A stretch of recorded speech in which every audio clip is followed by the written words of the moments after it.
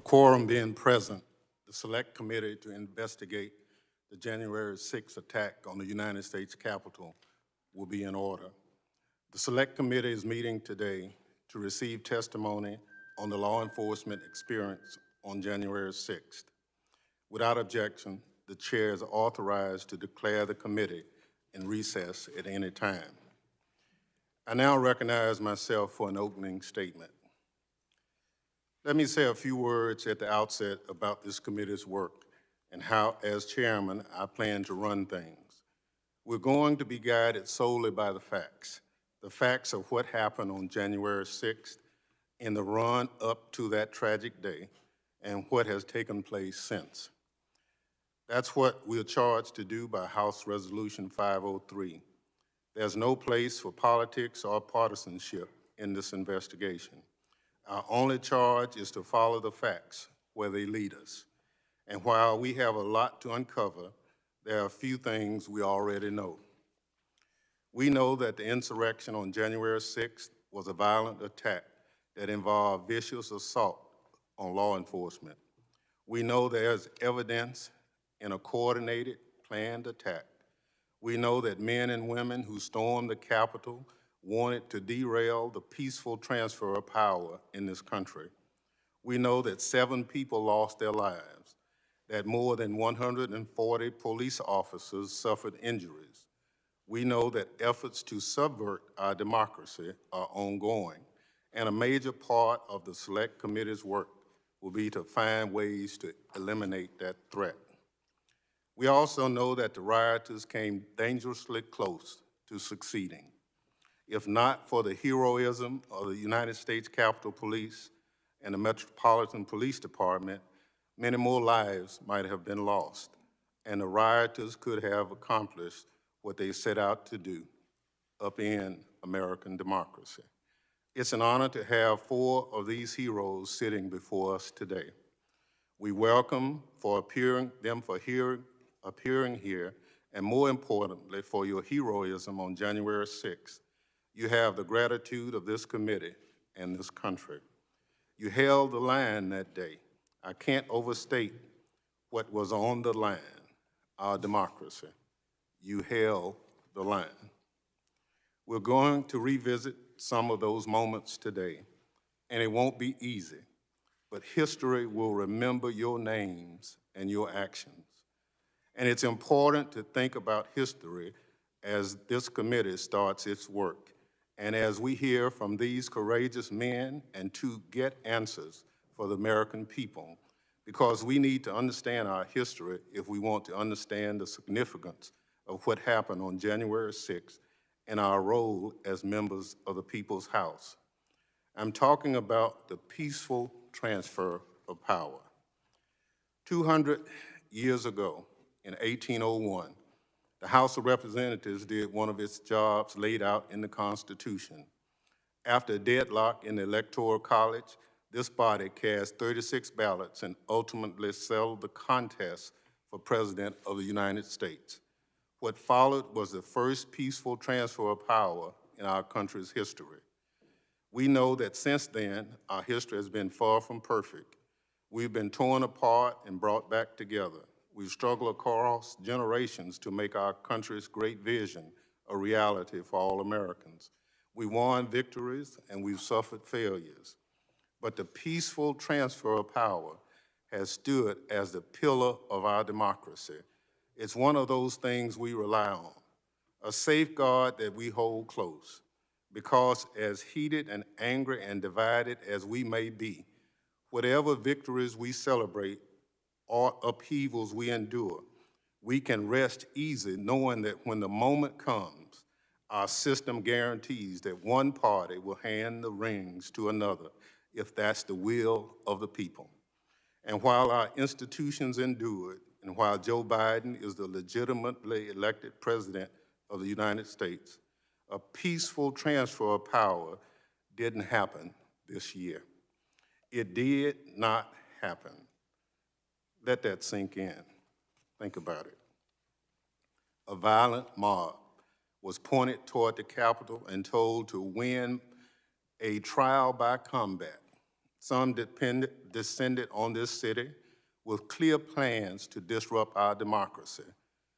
One rioter said that they weren't there to commit violence, but that, I'm quoting, "We are just there to overthrow the government." I want to repeat that. I urge everyone to listen to those words and think about what they mean. We were just there to overthrow the government. They marched on the Capitol with the clear intentions of stopping the certification of the election. And when they encountered the police sworn to keep us safe, they went on the attack with bear spray, knives, tasers, hockey sticks, even flagpoles fashioned in clubs with the American flag still attached. And those rioters breached the Capitol. They smashed windows, scaled walls, broke down doors, and invaded the halls of Congress. It was a scene of violence in the citadel of our democracy, not seen since 1814, when British soldiers sacked the building. They raced through the hallways chanting, "Hang Mike Pence, where's Nancy?"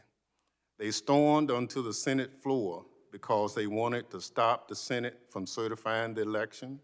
The rioters tried to take over the House floor for the same reason. Thankfully, some astute young staff member had the presence of mind to grab the physical electoral ballots for safekeeping. These rioters were organized. They were ready for a fight, and they came close to succeeding. It's frightening to think about how close we were. A few inches of wood and glass. An officer turning left instead of turning right. But just describing that attack doesn't come close to capturing what actually took place that day. So we're going to see some of what our witnesses saw on January 6th. Let's see the video, please. But please be advised that it contains graphic images and strong language, which many may find disturbing.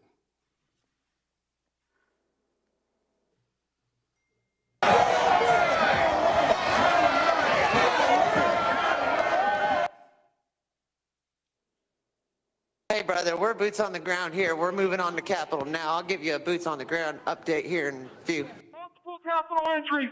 Multiple Capitol entries!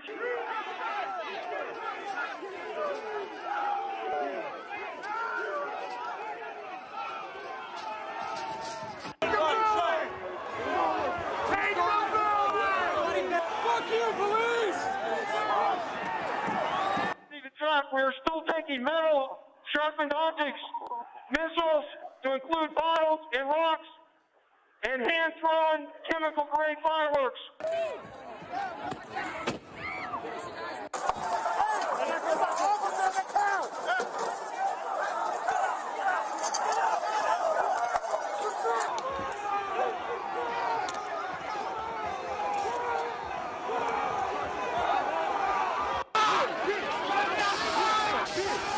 This is now effectively a riot. 1349 hours declaring it a riot.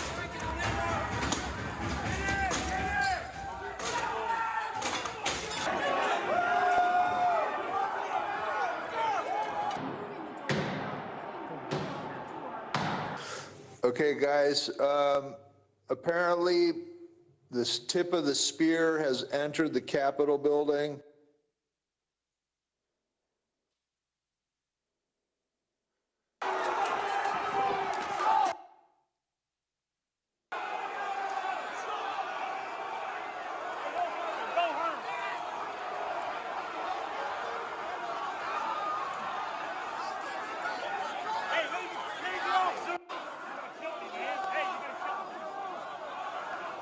If I give this up, they're going to have direct access. At least this Capitol we can defend. We got to hold what we have. Take your pins off. Yeah. The fuck? Take your pins off.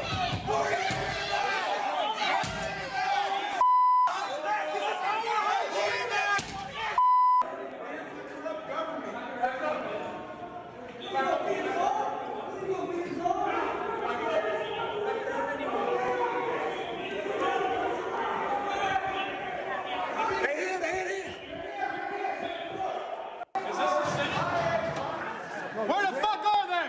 Cruiser 50 has blinked. 1033. I repeat, 1033. West front of the Capitol. We've been blinked and we've lost the line.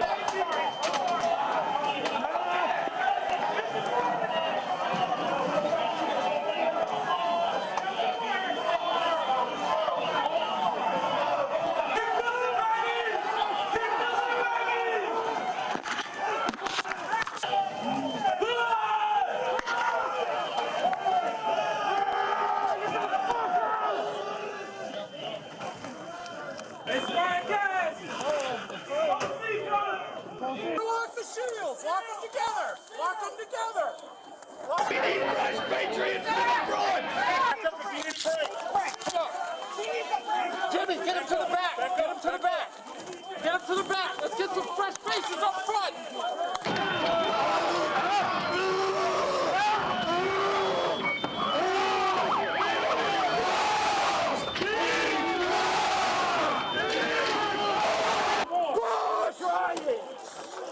All right, let me out! You're trying!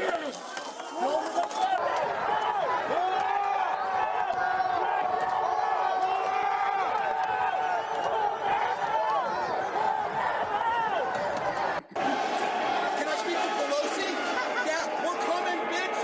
Oh, my bitch, we're coming for you too, fucking traitor!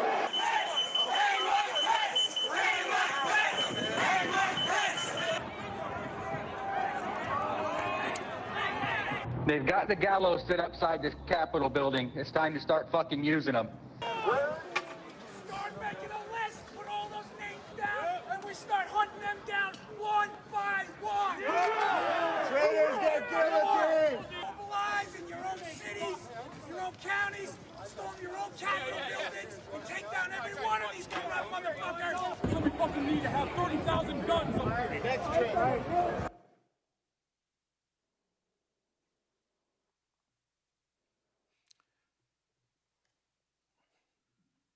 He'll be back, he warns us. It's just chilling. I thank God for our democracy and our republic withstood this assault. But that man's warning reminds us that this threat hasn't gone away. It looms over our democracy like a dark cloud. Some people are trying to deny what happened, to whitewash it, to turn the insurrectionists into martyrs. But the whole world saw the reality of what happened on January 6th. The hangman's gallows sitting out there on our nation's mall. The flag of that first failed and disgraced rebellion against our union being paraded through the Capitol. The hatred, the bigotry, the violence. And all of it for a vile, vile lie. Let's be clear. The rioters who tried to rob us of our democracy were propelled here by a lie. As chairman of this committee, I will not give that lie any fertile ground. We need to understand how and why the big lie festered.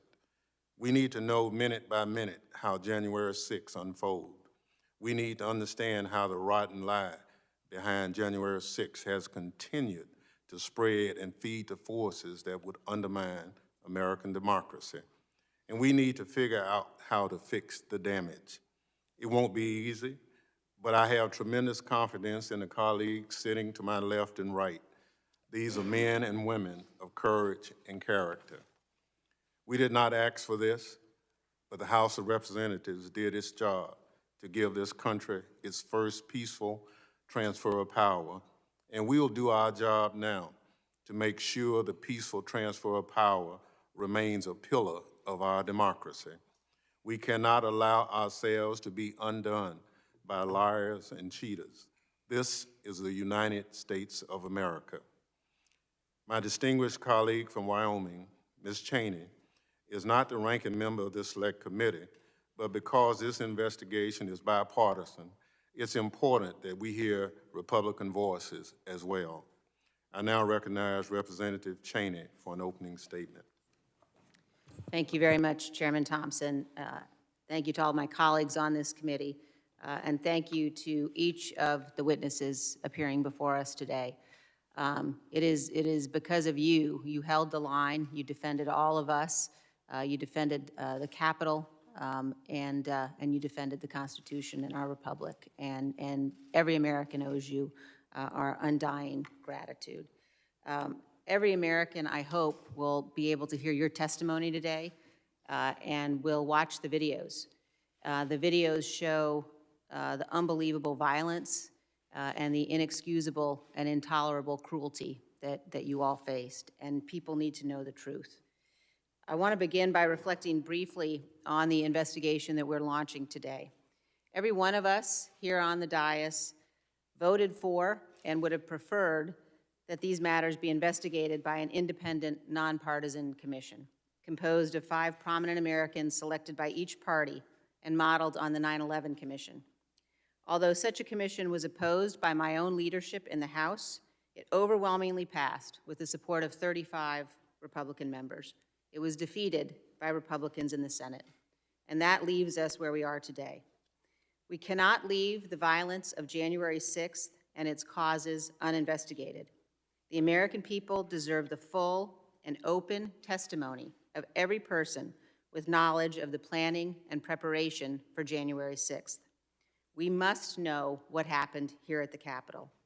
We must also know what happened every minute of that day in the White House, every phone call, every conversation, every meeting leading up to, during, and after the attack.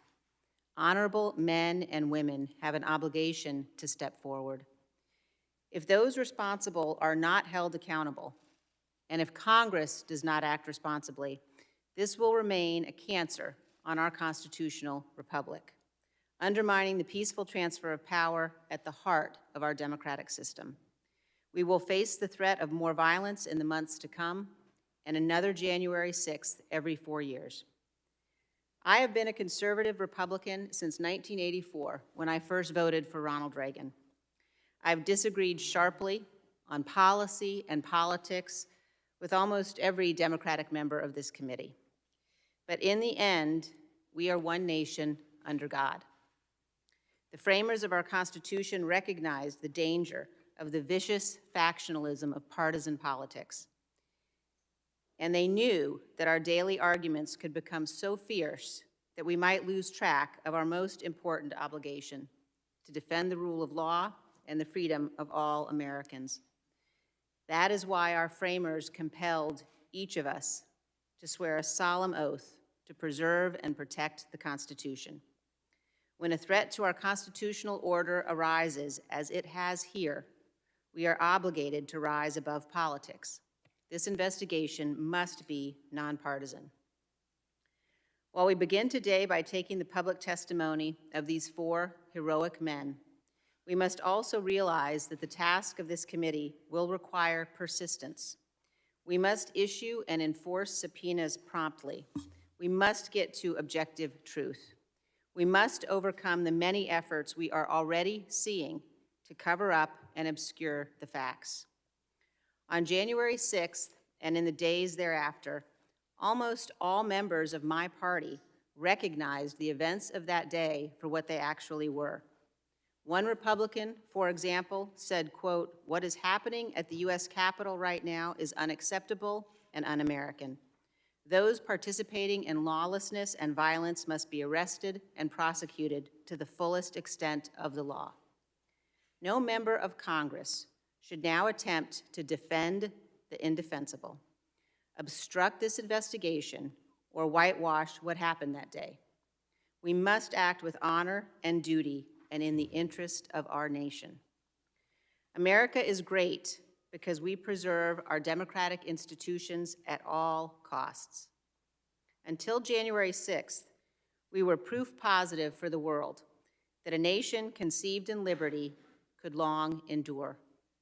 But now January 6th threatens our most sacred legacy. The question for every one of us who serves in Congress, for every elected official across this great nation, indeed for every American, is this: will we adhere to the rule of law? Will we respect the rulings of our courts? will we preserve the peaceful transition of power? Or will we be so blinded by partisanship that we throw away the miracle of America? Do we hate our political adversaries more than we love our country and revere our Constitution? I pray that that is not the case. I pray that we all remember our children are watching as we carry out this solemn and sacred duty entrusted to us. Our children will know who stood for truth, and they will inherit the nation we hand to them, a republic if we can keep it. Thank you, Mr. Chairman. I yield back. Thank you, Representative Cheney. I will now introduce our witnesses. We're joined today by Sergeant Aquilino Gonnell of the United States Capitol Police. He's a 15-year veteran of the Capitol Police. He's assigned to a first responder unit in the United States Capitol Police's Uniformed Services Bureau. Before joining the Capitol Police, Sergeant Gonnell served as 8 years in the United States Army and spent 545 days in Iraq, where his base was under constant mortar, rocket, and indirect fire by insurgents. He has received multiple awards and commendations for his military service. We're also joined by Officer Michael Fanone of the Metropolitan Police Department in Washington, D.C. Officer Fanone began his law enforcement career with the United States Capitol Police shortly after the terrorist attack of 9/11. For nearly 20 years, Officer Fanone has served the citizens of the District of Columbia in special units focusing on narcotics investigation and violent criminals. Officer Daniel Hodges is a member of the Civil Disturbance Unit 42 in the D.C. Metropolitan Police Department, where his responsibilities include riot response. Prior to his service on the Metropolitan Police Department, he served 6 years in the 116th Infantry Regiment, 3rd Battalion, as an indirect fire infantryman. U.S. Capitol Police Officer Harry Dunn is a 13-year veteran of the United States Capitol Police and a member of its first responder unit. His responsibilities include ensuring the integrity of the perimeter around the Capitol building. Officer Dunn has been among the first Capitol Police officers to describe what happened to law enforcement on January 6. I will now swear in our witnesses. Witnesses will please rise and raise their right hand.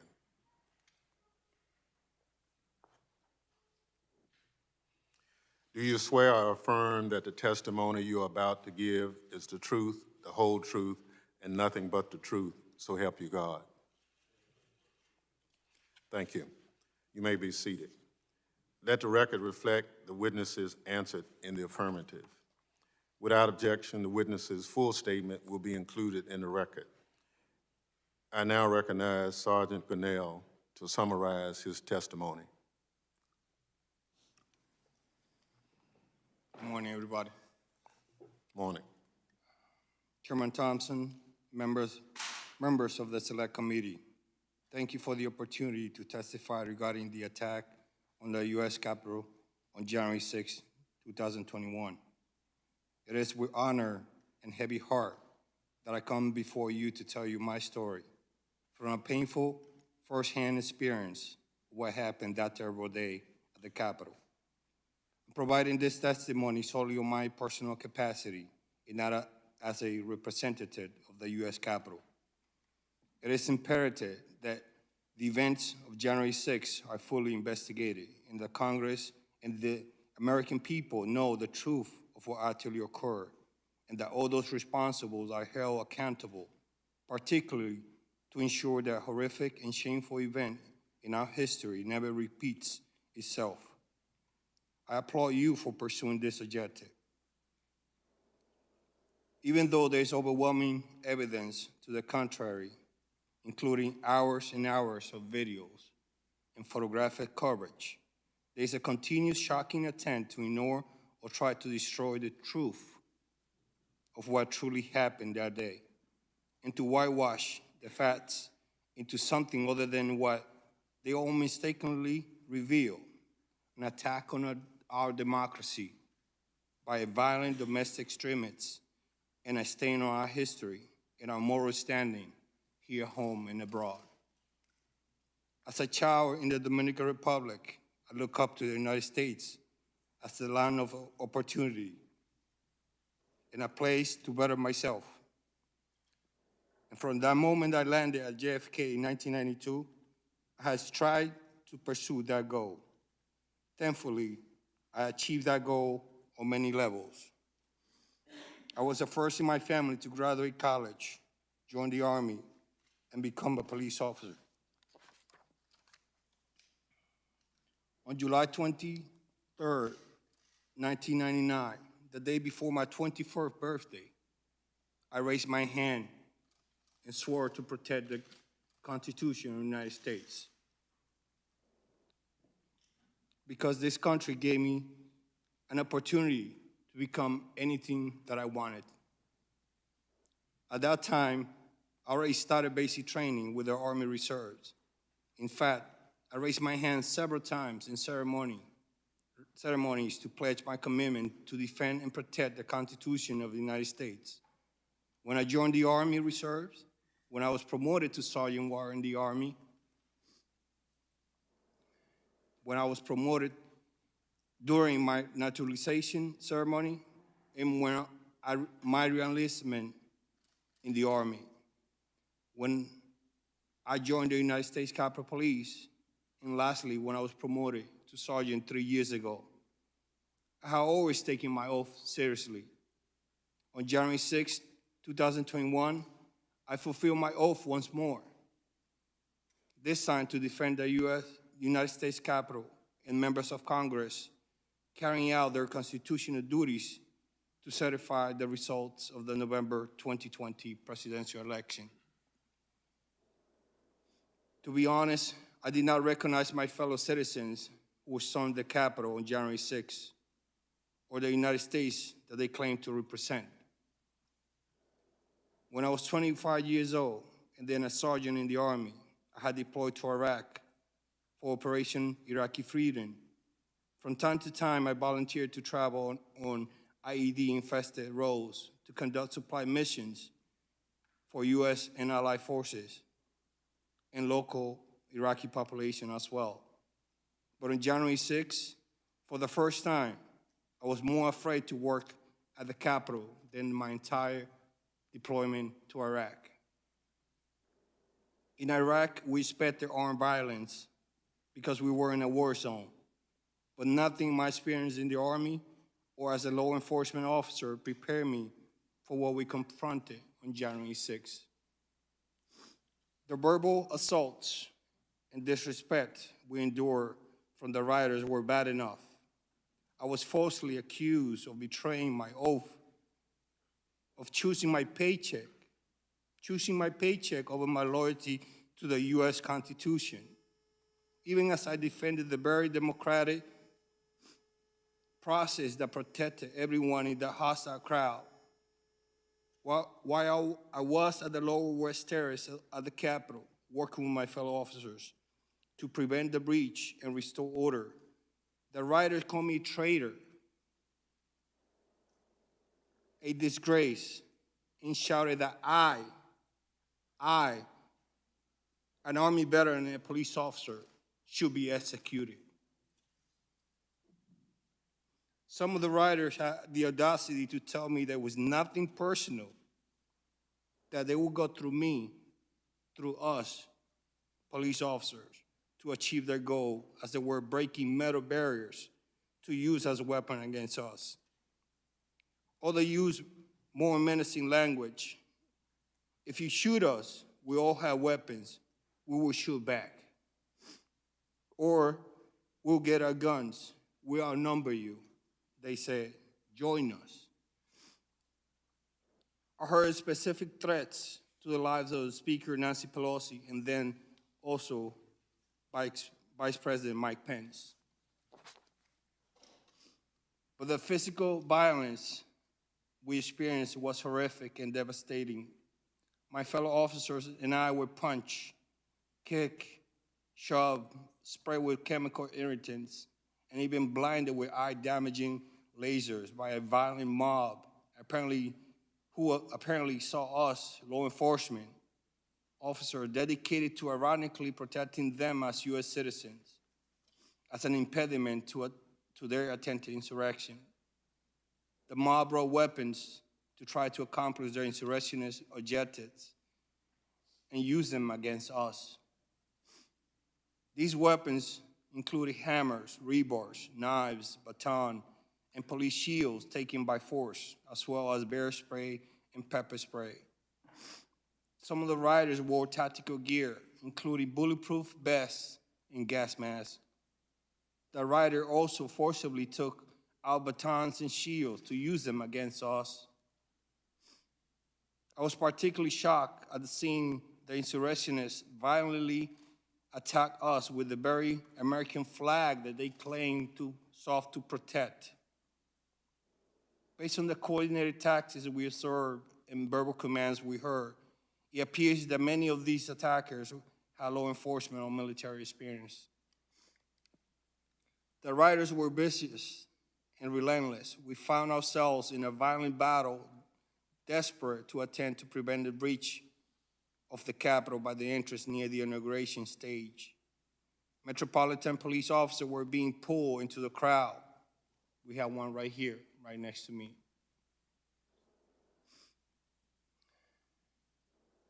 As we tried to push the rioters back from the breach in the Capitol, in my attempt to assist two MPD officers, I grabbed one by the officer by the back of the collar and pulled him back to the police line. When I tried to help the second officer, I fell on top of some police shields on the ground that were slippery because of pepper spray and bear spray. Rioters immediately began to pull me by my leg, by my shield, by my gear strap on my left shoulder. My survivor's instincts kicked in, and I started kicking and punching as I tried in vain to get MPD officer attention behind and above me. But they could not help me because they also were being attacked. I finally was able to hit the rider who was grabbing me with my baton and able to stand. And then I continued to fend off new attackers as they kept rotating and attacking us again and again. What we were subjected that day was like something from a medieval battle. We fought hand to hand, inch by inch, to prevent an invasion of the Capitol by a violent mob intent on subverting our democratic process. My fellow officers and I were committed to not letting any rioters breach the Capitol. It was a prolonged and desperate struggle. The rioters attempted to breach the Capitol were shouting, "Trump, send us. Pick the right side. We want Trump." I vividly heard officers screaming in agony and pain just an arm length from me. I didn't know at that time, but that was Officer Hodges, and he's here today to testify. I too was being crushed by the rioters. I could feel myself losing oxygen and recall thinking to myself, this is how I'm going to die, defending this entrance. Many of the officers fighting alongside me were calling for shields because their shields had been stripped from them by the rioters. I was one of the few officers left with a shield, so I spent the majority of my time at the front of the line. I later find out that my wife and relatives were here in the U.S. and abroad.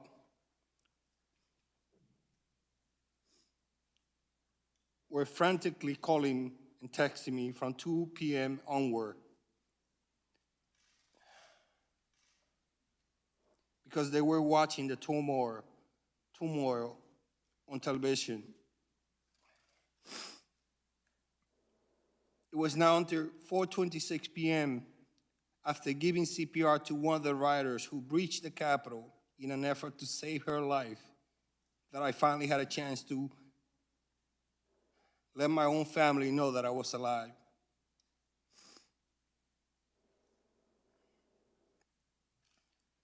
After order has been restored at the Capitol, in many hours, I arrived at home at nearly 4 a.m. on January 7th. I had to push my wife away from me because she wanted to hug me. And I told her no, because of the other chemical that my uniform had on.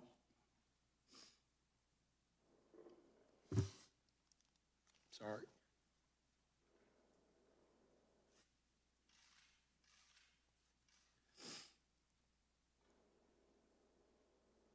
I couldn't sleep because the chemical reactivated after I took a shower, and my skin was burning.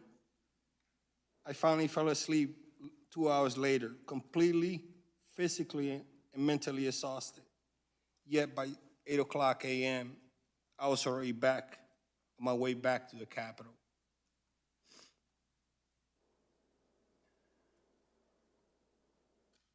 And I continued to work for 15 consecutive days until after the inauguration. I made sure to work despite my injuries because I wanted to continue doing my job and help secure the Capitol complex. More than 6 months later, I'm still trying to recover from my injuries. Many of my fellow Capitol officers, as well as MPD officers, suffer terrible physical injuries from the violence inflicted on us on January 6th. I sustained injuries on both my hands, my left shoulder, my left calf, and my right foot. I already had undergone bone fusion surgery on my right foot, and I was just told that I need surgery on my left shoulder. I have been on medical and administrative leave for much of the past 6 months, and I expect to need further rehabilitation for possibly more than a year. There are some who express outrage when someone kneels while calling for social justice. Where are those same people expressing the outrage to condemn the violence attack on law enforcement, the Capitol, and our American democracy? I'm still waiting for them. As Americans in the world watching horror what was happening at the Capitol, we did not receive timely reinforcement and support we needed. In contrast, during the Black Lives Matter protests last year, U.S. Capitol Police had all the support we needed and more. Why the different response? Were it not for the brave members of the MPD and later on from other law enforcement agencies, I'm afraid to think what could have happened on January 6th. I want to publicly thank all the law enforcement agencies that responded to assist that day for their courage and their support. I especially want to thank those Capitol Police officers who responded on their own from home after working midnight shift. Despite being outnumbered, we did our job. Every member of the House of Representatives, senators, and staff member made it home. Sadly, as a result of that day, we lost officers, some really good officers. But we held the line to protect our democratic process, because the alternative would have been a disaster. We are not asking for medals or recognition. We simply want justice and accountability. For most people, January 6th happened for a few hours. But for those of us who were in the thick of it, it has not ended.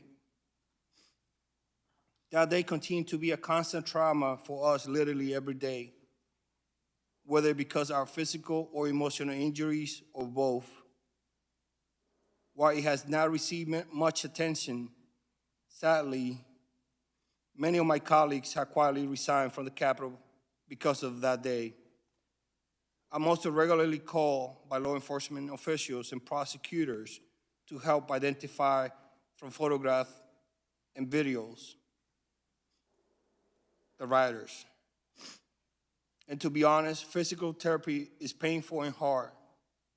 I could have lost my life that day, not once, but many times. But as soon as I recover from my injuries, I will continue forward and proudly serve my country in the U.S. Capitol Police. As an immigrant to the United States, I'm especially proud to have defended the U.S. Constitution and our democracy on January 6th.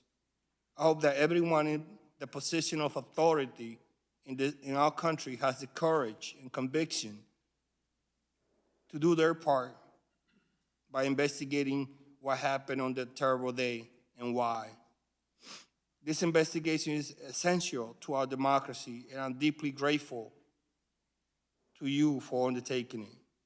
I'm happy to assist as I can and answer any question you may have to the best of my ability. Thank you. Thank you very much for your riveting testimony, Sergeant Gonnell. I now recognize Officer Fanone to summarize his testimony.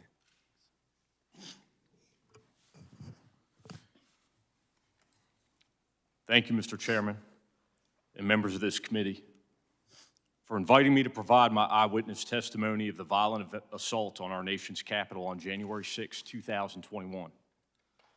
My name, for those of you who don't know, is Michael Fanone. And while I've been a sworn officer with the Metropolitan Police Department in Washington, D.C. for almost 2 decades, my law enforcement career actually began here in this building as a United States Capitol Police officer shortly after 9/11. In part because of the 2001 attack on our country by terrorists, I felt called to serve. As a Capitol Police officer, I was proud to protect this institution and dedicated members of Congress and their staff who work hard each day to uphold our American democracy. I remain proud of the work of the United States Capitol Police and MPD officers who literally commit their lives to protecting the safety of each of you and all of us in this room in our nation's capital. After leaving the United States Capitol Police, I became an MPD officer serving the residents of Washington, D.C. I have spent the majority of my nearly 20 years as a Metropolitan Police officer working in special mission units whose responsibilities include the investigation and arrest of narcotics traffickers and violent criminals. I've worked both as an undercover officer and a lead case officer in many of these investigations. In this line of work, it probably won't shock you to know that I've dealt with some dicey situations. I thought I had seen it all, many times over. Yet what I witnessed and experienced on January 6, 2021 was unlike anything I had ever seen, anything I had ever experienced or could have imagined in my country. On that day, I participated in the defense of the United States Capitol from an armed mob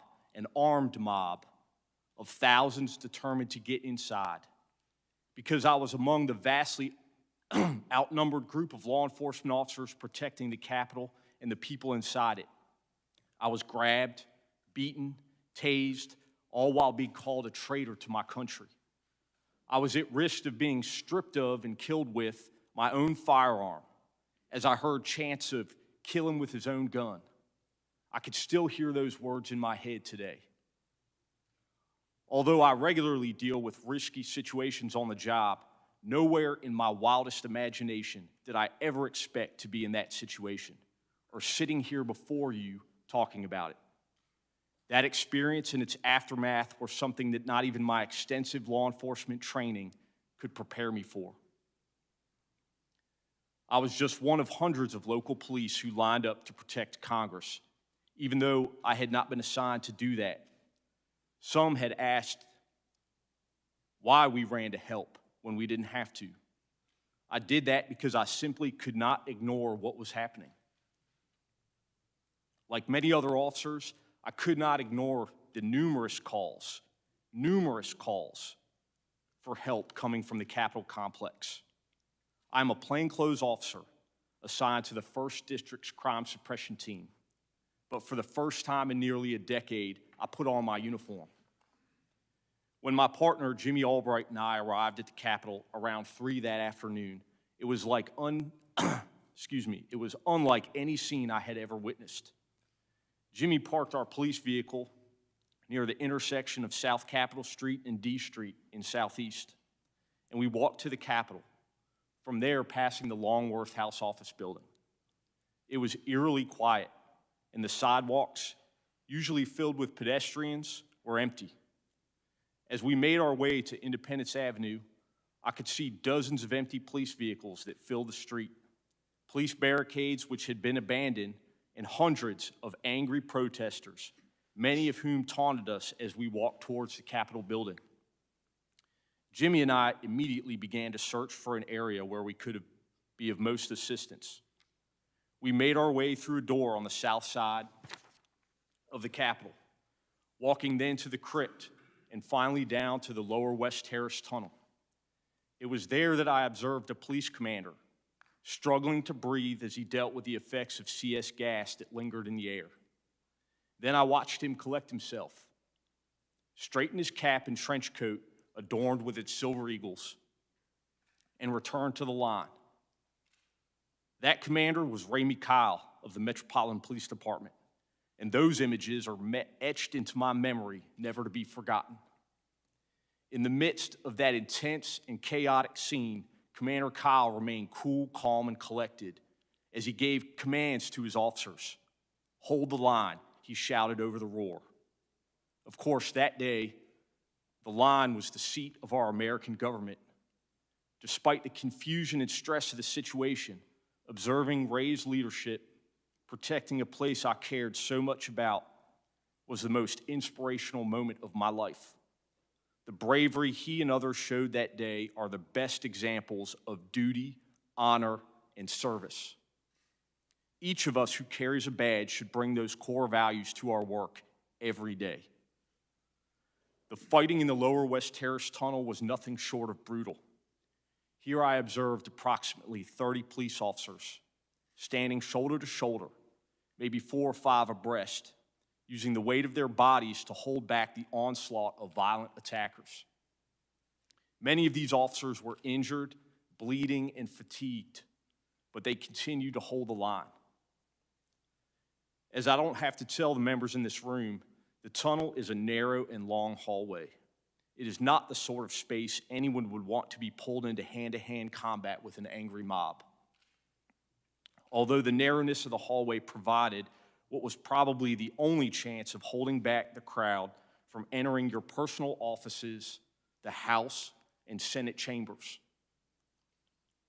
In an attempt to assist injured officers, Jimmy and I asked them if they needed a break. There were no volunteers. Selflessly, those officers only identified other colleagues who may be in need of assistance. The fighting dragged on. I eventually joined the tactical line at the tunnel's entrance. I can remember looking around and being shocked by the sheer number of people fighting us. As my police body-worn camera shows, thousands upon thousands of people seemingly determined to get past us by any means necessary. At some point during the fighting, I was dragged from the line of officers and into the crowd. I heard someone scream, "I got one!" As I was swarmed by a violent mob, they ripped off my badge. They grabbed and stripped me of my radio. They seized ammunition that was secured to my body. They began to beat me with their fists and with what felt like hard metal objects. At one point, I came face to face with an attacker who repeatedly lunged for me and attempted to remove my firearm. I heard chanting from some in the crowd, "Get his gun," and "Kill him with his own gun." I was aware enough to recognize I was at risk of being stripped of and killed with my own firearm. I was electrocuted again and again and again. with a taser. I'm sure I was screaming, but I don't think I could even hear my own voice. My body camera captured the violence of the crowd directed toward me during those very frightening moments. It's an important part of the record for this committee's investigation and for the country's understanding of how I was assaulted and nearly killed as the mob attacked the Capitol that day. And I hope that everyone will be able to watch it. The portions of the video I've seen remain extremely painful for me to watch at times, but it is essential that everyone understands what really happened that tragic day. During those moments, I remember thinking there was a very good chance I would be torn apart or shot to death with my own weapon. I thought of my 4 daughters who might lose their dad. I remain grateful that no member of Congress had to go through the violent assault that I experienced that day. During the assault, I thought about using my firearm on my attackers, but I knew that if I did, I would be quickly overwhelmed.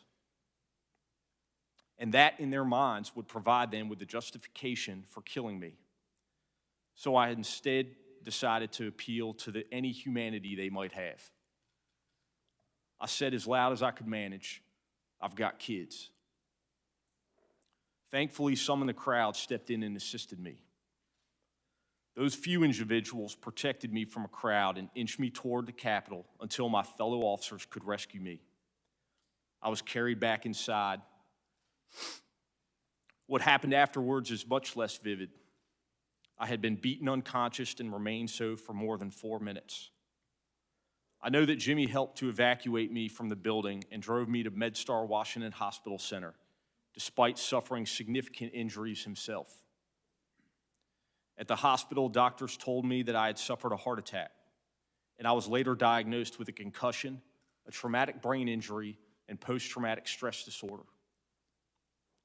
As my physical injuries gradually subsided and the adrenaline that had stayed with me for weeks waned, I've been left with the psychological trauma and the emotional anxiety of having survived such a horrific event.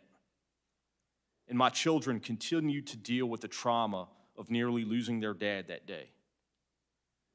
What makes the struggle harder and more painful is to know so many of my fellow citizens, including so many of the people I put my life at risk to defend, are downplaying or outright denying what happened.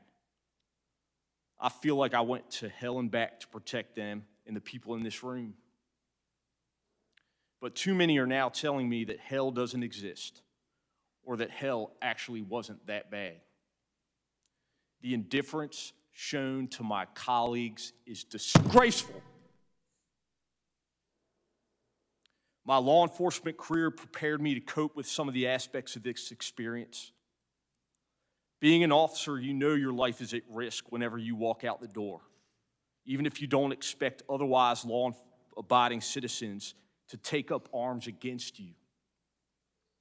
But nothing, truly nothing, has prepared me to address those elected members of our government who continue to deny the events of that day, and in doing so, betray their oath of office. Those very members whose lives, offices, staff members I was fighting so desperately to defend. I agreed to speak here today and have talked publicly about what happened because I don't think our response to the insurrection should have anything to do with political parties. I know that what my partner Jimmy and I suited up for on January 6th didn't have anything to do with political parties or about politics or what political party any of you public servants belong to. I've worked in this city for 2 decades, and I've never cared about those things, no matter who was in office. All I've ever cared about is protecting you and the public, so you can do your job in service to this country and for those whom you represent. I appreciate your time and attention. I look forward to the committee's investigation, and I am hopeful with your commitment, we as a country will confront the truth of what happened on January 6th and do what is necessary to make sure this institution of our democracy never falls into the hands of a violent and angry mob. We must also recognize the officers who responded that day, many unsolicited, and their countless acts of bravery and selflessness. It has been 202 days since 850 MPD officers responded to the Capitol and helped stop a violent insurrection from taking over this Capitol complex, which almost certainly saved countless members of Congress and their staff from injury and possibly death. The time to fully recognize these officers is now. Thank you again for the opportunity to provide my testimony here today. Thank you very much for your testimony, and I don't think there's any question you have our commitment that we will do just that as a committee. Thank you, sir. I now recognize Officer Hodges to summarize his testimony. Good morning to the committee, members of the press, and to the country. To the members of the committee, I'd like to thank you for your invitation today to provide my account of my knowledge and experiences from January 6th, 2021. As the chairman mentioned, I'm a member of Civil Disturbance Unit 42 and was working in that capacity on the day in question. We started that day at 7:30 a.m., and our assignment at the time was to maintain high visibility along Constitution Avenue, namely the blocks leading up to President's Park, where then President Donald Trump was holding his gathering. My particular station was in front of 1111 Constitution Avenue, where I stood on foot as the crowd poured down the street and into the park. There were a significant number of men dressed in tactical gear attending the gathering, wearing ballistic vests, helmets, goggles, military face masks, backpacks, and without identifiable visible law enforcement or military patches. They appeared to be prepared for much more than listening to politicians speak in a park. Two of my colleagues were approached by a group of 3 to 4 of such men. They were white men in good shape with load-bearing vests equipped with molly pouches. They were wearing BDUs or battle dress uniform pants, tactical boots, black sunglasses, and short haircuts. They had radios, and one was equipped with an earpiece. After a bit of small talk, one of them asked my colleague something to the effect of, "Is this all the manpower you have? Do you really think you're going to be able to stop all these people?" Dumbfounded, my colleague simply expressed they didn't understand what the speaker meant, and the group continued on. As the day went on and speakers in the park said their piece, I monitored the crowd on the radio. Over the radio, I heard our gun recovery unit working constantly, monitoring those in the crowd suspected of carrying firearms and making arrests and seizures when possible. Multiple gun arrests were made from January 5th through the 7th against those attending and likely had attended or planned to attend Donald Trump's gathering. Unfortunately, due to the course of events that day, we will never know exactly how many were carrying firearms and other lethal weapons. I don't know what time it was, but eventually the flow of the foot traffic reversed, with people leaving President's Park and traveling eastbound down Constitution Avenue towards the United States Capitol. At approximately 12:30 p.m., I noticed a commotion about half a block to my east. I saw the crowd starting to coalesce around 2 figures.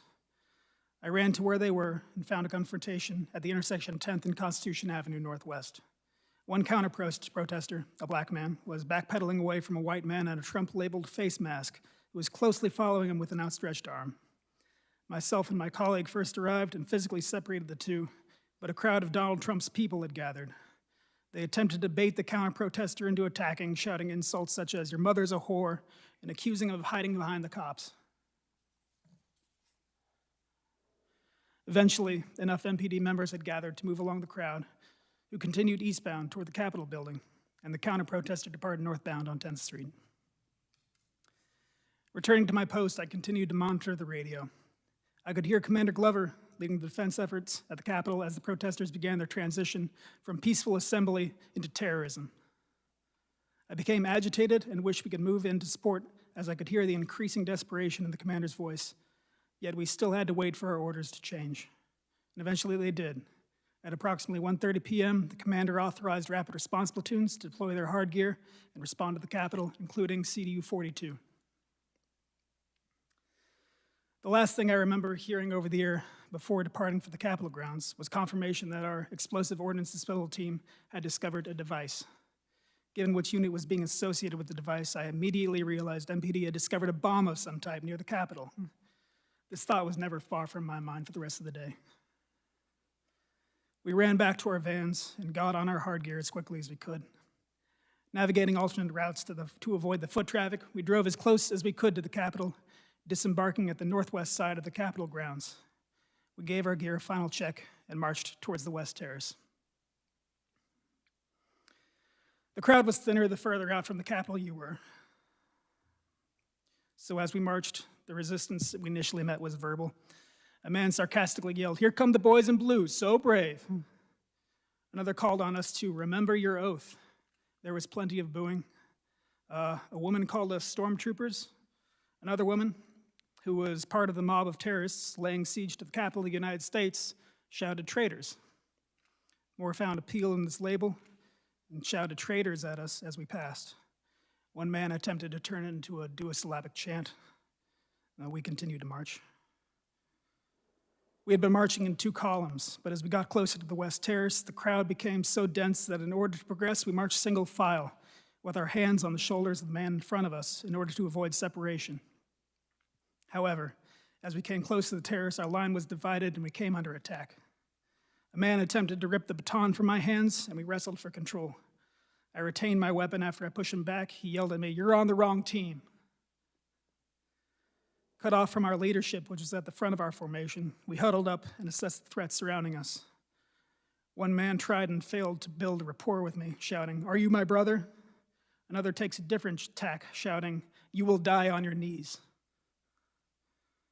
I was at the front of our group and determined we had to push our way through the crowd in order to join the defense proper. So I began shouting, "Make way!"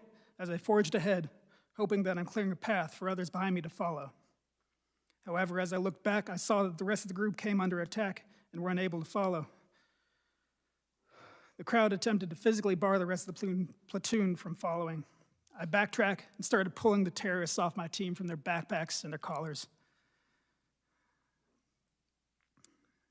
Around this time, one of the terrorists who had scaled the scaffolding that adorned the Capitol at the time threw something heavy down at me and struck me in the head, disorienting me. I suspect this resulted in the likely concussion I dealt with in the weeks after. Another man attempted to disarm me of my baton, and again, we wrestled for control. He kicked me in my chest as we went to the ground. I was able to retain my baton again, but I ended up on my hands and knees and blind. The medical mask I was wearing at the time to protect myself from the coronavirus was pulled up over my eyes so I couldn't see. I braced myself against the impact of their blows and feared the worst. Thankfully, my platoon had repelled their own attackers and got me back on my feet. The crowd started chanting "USA" at us, and we struck out again for the West Terrace. I led the charge through the midst of crowd control munitions, explosions, and smoke engulfing the area. Terrorists were breaking apart the metal fencing and bike racks into individual pieces, presumably to use as weapons. Thankfully, we made it to the secondary defense line on the West Terrace that MPD and Capitol Police were managing to hold. The rest of my platoon got behind the line, and we could take stock of the situation. I realized that back during the previous assault, someone had stolen my radio. From that point on, I was in the dark as to our current status, when reinforcements would arrive. Terrorists were scaling the scaffolding on both our sides, the tower that was in front of us, and attempting to breach the waist-high metal fencing that was the only barrier we had aside from ourselves. The sea of people was punctuated throughout by flags, mostly variations of American flags and Trump flags. There was Gadsden flags. It was clear the terrorists perceived themselves to be Christians. I saw the Christian flag directly to my front. Another read, "Jesus is my savior, Trump is my president." Another, "Jesus is king." One flag read, "Don't give up the ship." Another had crossed rifles beneath the skull, emblazoned with the pattern of the American flag. To my perpetual confusion, I saw the thin blue line flag, a symbol of support for law enforcement, more than once being carried by the terrorists as they ignored our commands and continued to assault us. The acrid sting of CS gas or tear gas and OC spray, which is mace, hung in the air as the terrorists threw our own CS gas canisters back at us and sprayed us with their own OC. Either they bought themselves or stole from us. Later, I learned at least one of them was spraying us in the face with wasp spray. The terrorists alternated between attempting to break our defenses and shouting at or attempting to convert us. Men alleging to be veterans told us how they had fought for this country and were fighting for it again. One man tried to start a chant of 4 more years. Another shouted, "Do not attack us, we're not Black Lives Matter," as if political affiliation is how we determine when to use force. A man in a QAnon hoodie exclaims, "This is the time to choose which side of history to be on." A man whose shirt read, "God, guns, and Trump" stood behind him, silently holding a Trump flag. A new man came to the front and fixated on me, continually berating me, telling me to take off my gear and give it to him, to show solidarity with we the people, or we're gonna run over you. His voice cracked with the strain and the volume of his threats. He continued, "Do you think your little pea shooter guns are gonna stop this crowd? No, we're going in that building." Eventually, there was a surge in the crowd. The fence buckled and broke apart, and we were unable to hold the line. A chaotic melee ensued. Terrorists pushed through the line and engaged us in hand-to-hand combat. Several attempted to knock me over and steal my baton. One latched onto my face and got his thumb in my right eye, attempting to gouge it out. I cried out in pain and managed to shake him off.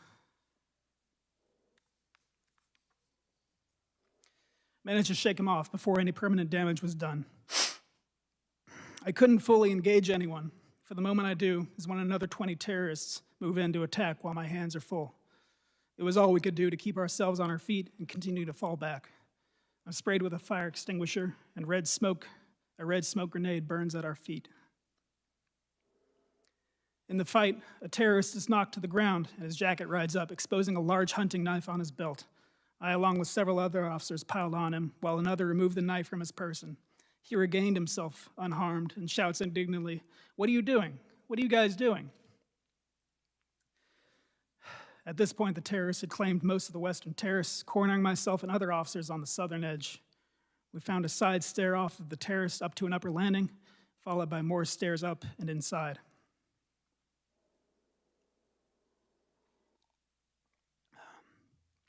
Inside the Capitol building, officers walked through the halls briefly until they found a place to sit, decontaminate their faces of OC and CS, and take a quick breather. I followed suit. Someone had managed to find a package of water bottles and was passing them out. I washed off my face as best I could, rinsed out my mouth, and drank the rest. I took the opportunity of relative safety to don my gas mask. Not long afterward, I heard someone calling for officers to move to assist. I steeled myself for another round and descended a stairway into a long hallway filled with smoke and screams. The Capitol building is labyrinthine, but judging from the sound of intense combat, I could tell this hallway led outside to where the terrorists had forced our retreat. Officers were stacked deep, but every so often one would fall back from the front line, nursing an injury or struggling to breathe, and those who remained would take a step forward. It was a battle of inches, with one side pushing the other a few, and then the other side regaining their ground. At the time, I, and I suspect many others in the hallway, did not know that the terrorists had gained entry into the building by breaking in doors and windows elsewhere, so we believed ours to be the last line of defense before the terrorists had true access to the building and to potentially our elected representatives. Eventually, it was my turn in the meat grinder that was the front line. The terrorists had a wall of shields that they had stolen from officers, as well as stolen batons, what other armaments they brought. Even during this intense contest of wills, they tried to convert us to their cult. One man shouted, "We all just want to make our voices heard, and I think you feel the same. I really think you feel the same." All while another man attempts to batter us with a stolen shield. Another man, like many others, didn't seem to appreciate that this wasn't a game. He fought his way across the lawn, up the steps, through the western terrace, all the OC and CS gas, and at the front line of this final threshold was asking us to hold on because he has asthma. The two sides were at a stalemate at a metal door frame that sat in the middle of the hallway. At the front line, I inserted myself so the frame was at my back in an effort to give myself something to brace against and provide additional strength when pushing forward. Unfortunately, soon after I secured this position, the momentum shifted and we lost the ground that got me there.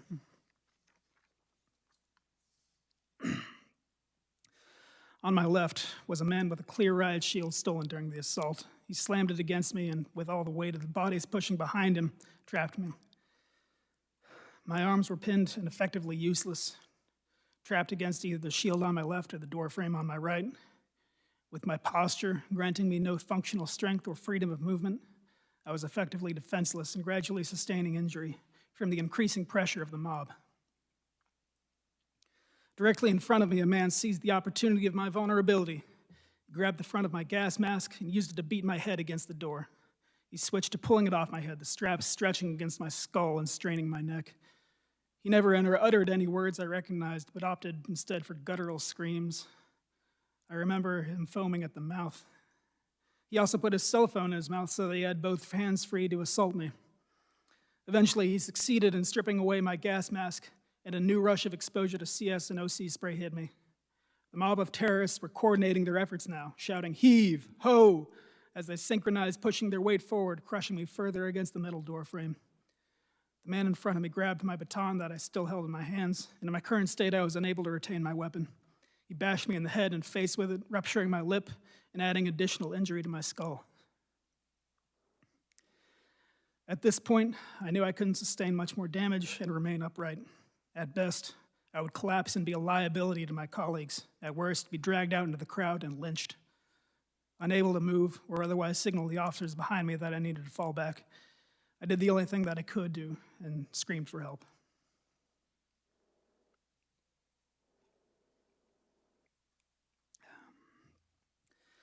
Thankfully, my voice was heard over the cacophony of yells and the blaring alarm. The officer closest to me was able to extricate me from my position, and another helped me fall back to the building again. I had found some more water and decontaminated my face as best I could. I don't know how long I waited in the halls for, but soon after I got back on my feet and went to where the fight was again. Until reinforcements arrived, every able body made a difference. Without my gas mask, I was afraid I'd be a liability in the hallway, so I took the exit outside of the upper landing above the West Terrace. I found a police line being held and the terrace encircling us, much like on the West Terrace lower. It was getting later in the day, however, and it appeared we weren't the only ones getting tired. It seemed most of the mob was content to yell rather than try and break our line again.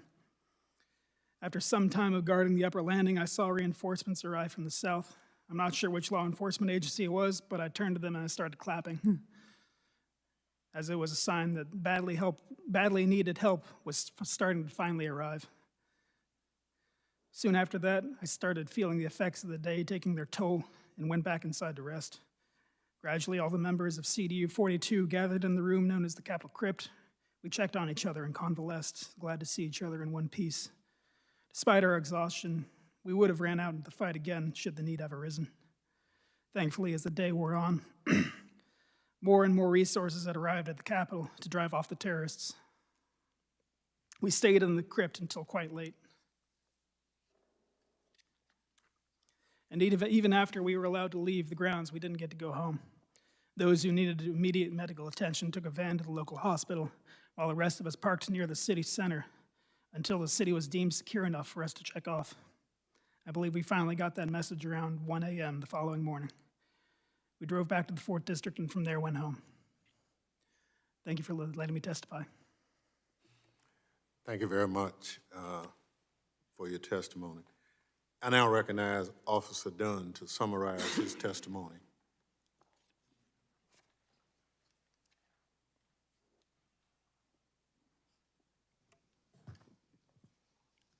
Chairman Thompson, members of the Select Committee, thank you for the opportunity today to give my account regarding the events of January 6, 2021, from my firsthand experience as a Capitol Police officer directly involved in those events and still hurting from what happened that day.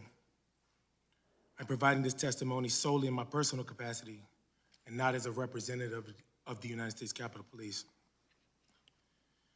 Before I begin,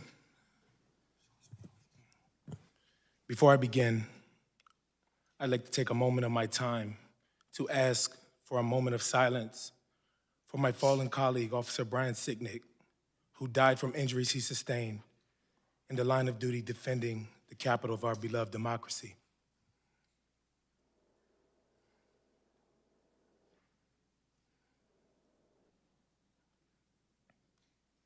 Thank you. I reported for duty at the Capitol as usual early on the morning of January 6th. We understood that the vote to certify President Biden's election would be taking place that day, and protests might occur outside the Capitol. But we expected any demonstrations to be peaceful expressions of First Amendment freedoms, just like the scores of demonstrations we had observed for many years. After roll call, I took my overwatch post on the east front of the Capitol, standing on the steps that led up to the Senate chamber. As the morning progressed, I did not see or hear anything that gave me cause for alarm. But around 10:56 a.m., I received a text message from a friend forwarding a screenshot of what appeared to be the potential plan of action, very different from a peaceful demonstration. The screenshot bore the caption, January 6th, Rally Point, Lincoln Park, and said the objective was the Capitol. It said, amongst other things, that Trump has given us marching orders and to keep your guns hidden. It urged people to bring your trauma kits and gas masks, to link up early in the day in 6 to 12-man teams. It indicated there would be time to arm up. Seeing that message caused me concern. To be sure, looking back now, it seemed to foreshadow what happened later. At the time, though, we had not received any threat warnings from our chain of command. I had no independent reason to believe that violence was headed our way. As the morning progressed and the crowd of protesters began to swell on the east side of the Capitol, many displaying Trump flags, the crowd was chanting slogans like, "Stop the steal," and "We want Trump." But the demonstration was still being conducted in a peaceful manner. Early that afternoon, Capitol Police Dispatch advised all units over the radio that we had an active 10-100 at the Republican National Committee nearby. 10-100 is police code for a suspicious package, such as a potential bomb. That radio dispatch got my attention, and I started to get more nervous and worried, especially because the crowds on the east front of the Capitol were continuing to grow. Around the same time, I started receiving reports on the radio about large crowd movements around the Capitol, coming from the direction of the ellipse to both the west and east fronts of the Capitol. Then I heard urgent radio calls for additional officers to respond to the west side, and an exclamation, a desperate voice, that demonstrators on the west side had breached the fence. Now it was obvious that there was a direct threat to the Capitol. I quickly put on a steel chest plate, which weighs approximately 20 pounds, and carrying my M4 rifle, sprinted around the north side of the Capitol to the West Terrace and the railing of the inaugural stage, where I had a broad view of what was going on. I was stunned by what I saw. In what seemed like a sea of people, Capitol police officers and Metropolitan Police Officers, MPD, were engaged in desperate hand-to-hand fighting with rioters across the West Lawn. Until then, I had never seen anyone physically assault Capitol Police or MPD, let alone witness mass assaults being perpetrated on law enforcement officers. I witnessed the rioters using all kinds of weapons against officers, including flagpoles, metal bike racks that they had torn apart, and various kinds of projectiles. Officers were being bloodied in the fighting. Many were screaming, and many were blinded and coughing from chemical irritants being sprayed in their faces. I gave decontamination aid to as many officers as I could, flushing their eyes with water to dilute the chemical irritants. Soon thereafter, I heard, "Attention all units, the Capitol has been breached," and that rioters were in various places inside the building. At that point, I rushed into the Capitol with another officer, going first to the basement on the Senate side, where I'd heard an MPD officer needed a defibrillator. After returning outside to the West Terrace to assist officers, I went back into the Capitol and up the stairs towards the crypt. There I saw rioters who had invaded the Capitol carrying a Confederate flag, a red MAGA flag, and a Don't Tread on Me flag. I decided to stand my ground there to prevent any rioters from heading down the stairs to the Lower West Terrace entrance, because that's where officers were getting decontamination aid and were particularly vulnerable. At the top of the stairs, I confronted a group of insurrectionists, warning them do not go down those steps. One of them shouted, "Keep moving, patriots." Another displayed what looked like a law enforcement badge and told me, "We're doing this for you." One of the invaders approached me like he was going to try to get past me and head down the stairs. I hit him, knocking him down. After getting relieved by other officers in the crypt, I took off running upstairs towards the speaker's lobby and helped a plainclothes officer who was getting hassled by insurrectionists. Some of them were dressed like members of a militia group, wearing tactical vests, cargo pants, and body armor. I was physically exhausted, and it was hard to breathe and to see because of all the chemical spray in the air.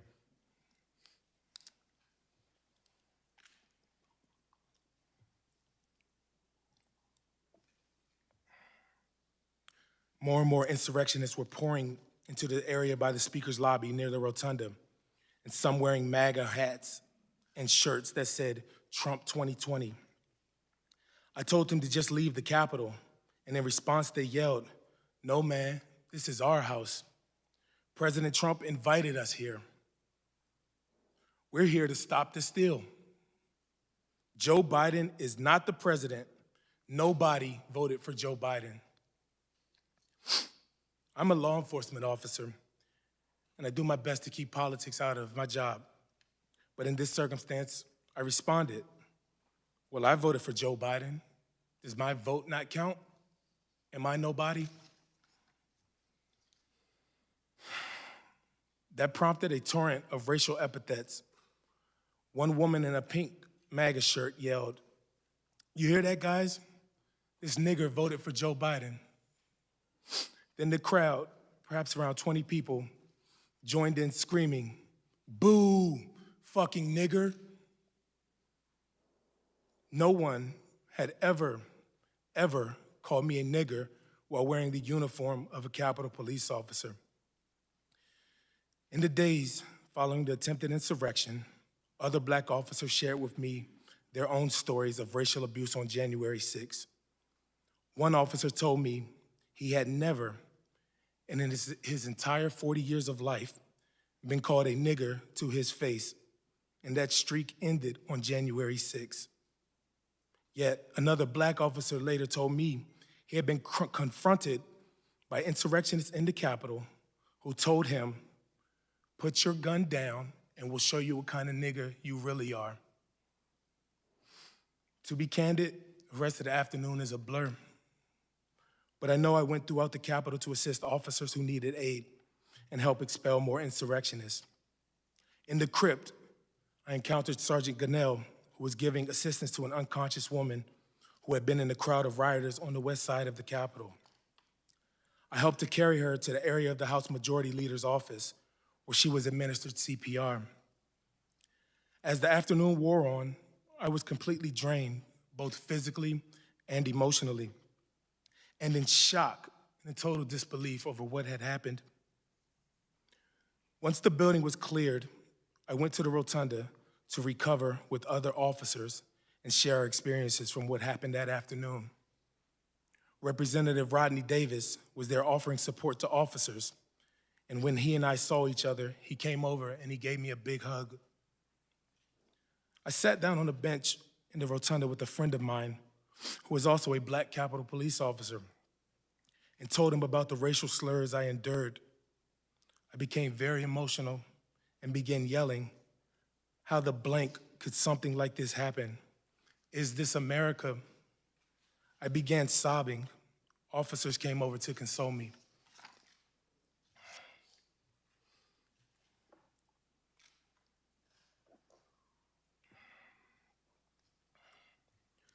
Later on January 6th, after order and security had been restored in the Capitol through the hard work and sacrifices of law enforcement, members took the floor of the House to speak out about what had happened that day. Among them was House Minority Leader Kevin McCarthy, who, along with my fellow officers, I had protected that day and will protect today and tomorrow.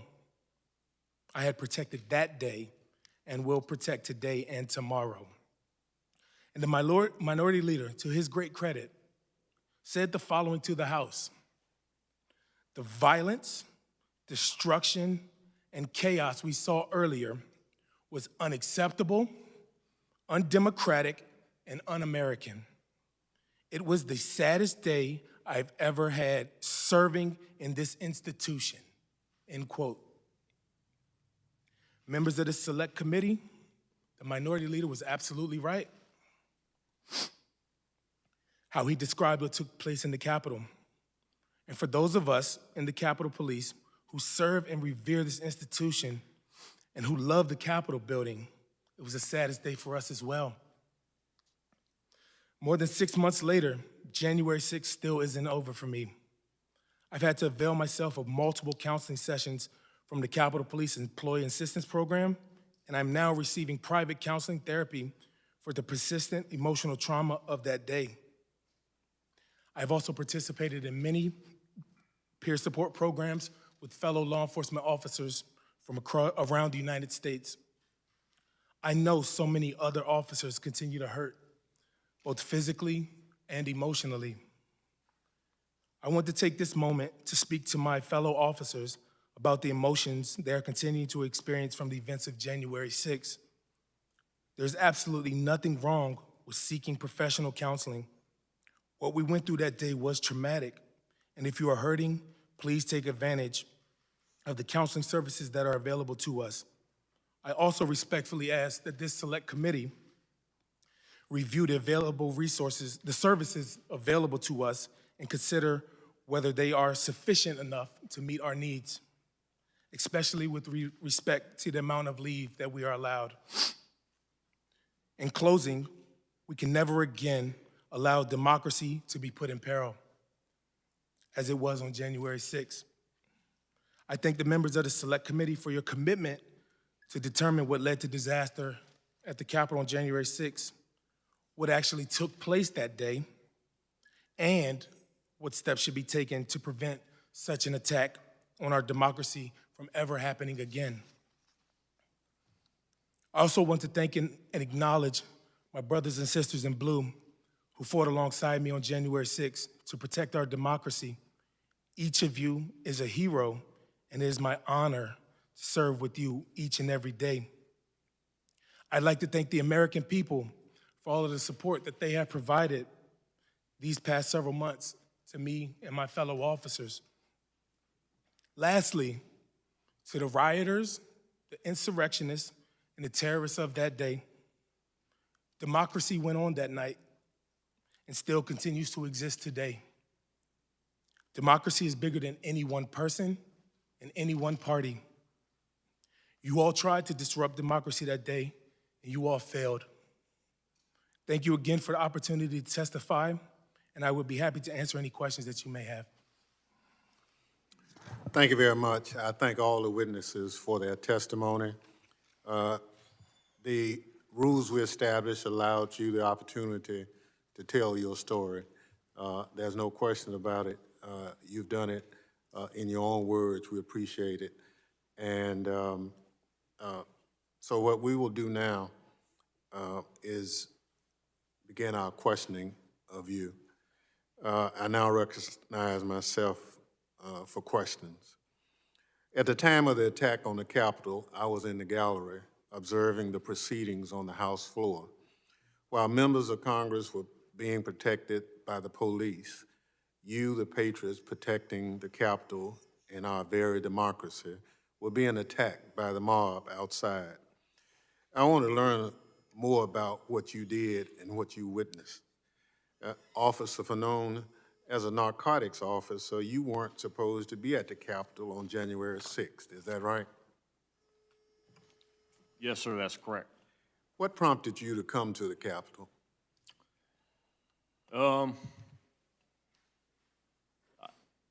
I mean, I was listening to the radio transmissions, specifically those coming from now Commander Robert Glover, who was the on-scene commander. If you've listened to those transmissions, he identifies himself as Cruiser 50. I heard things that I'd never heard before in my law enforcement career. In addition to the numerous distress calls or 1033s that I heard, which are, while not commonplace, also not uncommon in policing. I heard things like, the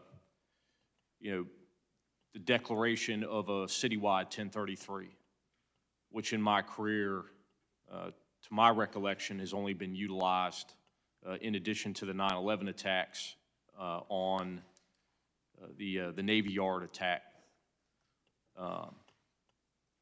And so I found that particularly distressful. Also, you could hear the tone of the individual officers' voices. They were scared. They were, clearly outnumbered and being violently assaulted. Thank you. So basically, the radio traffic, the 1033 signal on the radio, and your basic law enforcement instincts said your fellow comrades needed help, and therefore you made your way along with your friend to the Capitol. Yes, sir. So, so you went anyway, and let me thank you for that. And I understand a number of other people did the same. Officer Hodges, we've seen the harrowing video of you being crushed in a doorway as you bravely fought to keep the mob from breaching the Capitol. Many of your fellow officers' acts of heroism were not captured on video and are not therefore known to the public. Can you please share with the committee other acts of heroism by your colleagues on January 6th that you're aware of?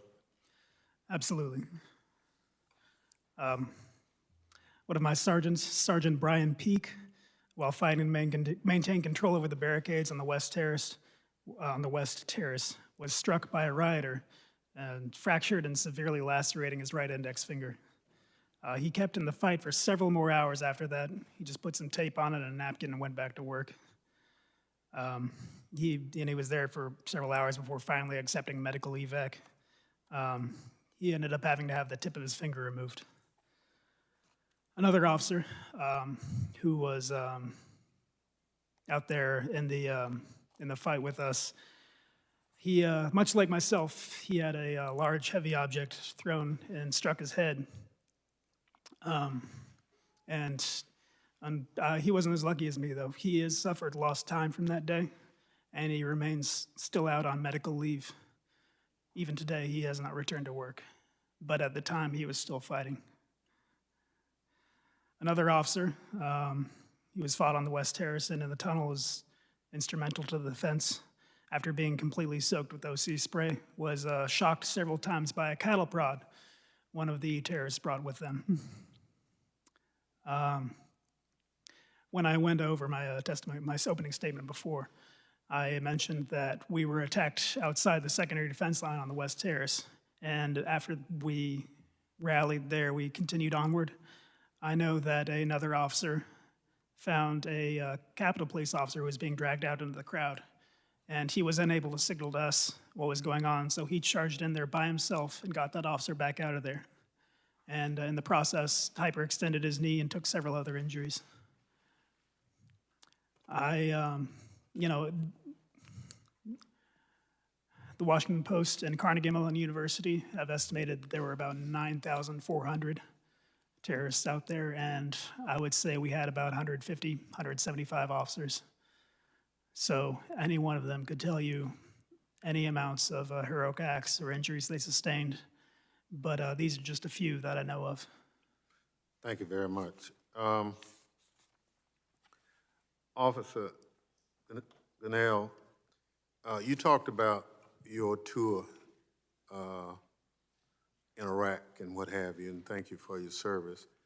Can you give the committee a sense of comparing those two and experiences with what you experienced on January 6th? Sure. Back when I was in Iraq and sometime on a convoy mission to provide mutual support or taking care packages, whatnot, to my other units and detachment, whatnot. We went through roadside bomb infested IED, whatnot, convoys, whatnot, and my fear were minimal around that time. It was not as constant. I know we knew at that time that we could run over an IED, and that was it, but at least we knew that we were in a combat zone. Here in our country, in our very own capital, we are being attacked. Not once, but multiple times. We had. Can you pull the microphone to you just a little bit? Not only we were attacked one time, but it was multiple times, over and over, different people. They hit us, and then they got tired of hitting us, and then they switch. Somebody else rotating in and out. And as my colleagues also has said, we were at the lowest entrance tunnel, and we didn't have a chance to rotate ourselves until later on, like after an hour and a half later. So whoever was there, we were fighting for our life. We were fighting to protect all of you. In our mind, that time at that entrance, that was it. That was the point of breach, and we were not letting them in. They tried to convert us. They tried to persuade us to let them in, yelling, and then once they saw that we were not doing that, then continued to even attack us even more, and it was nonstop. So my time compared to Iraq, totally different. This is our own citizens, people who we sworn an oath to protect, but yet they are attacking us with the same flag that they claim to represent. It was bad. Thank you. Officer Dunn, you talked about being called the N-word. You talked about being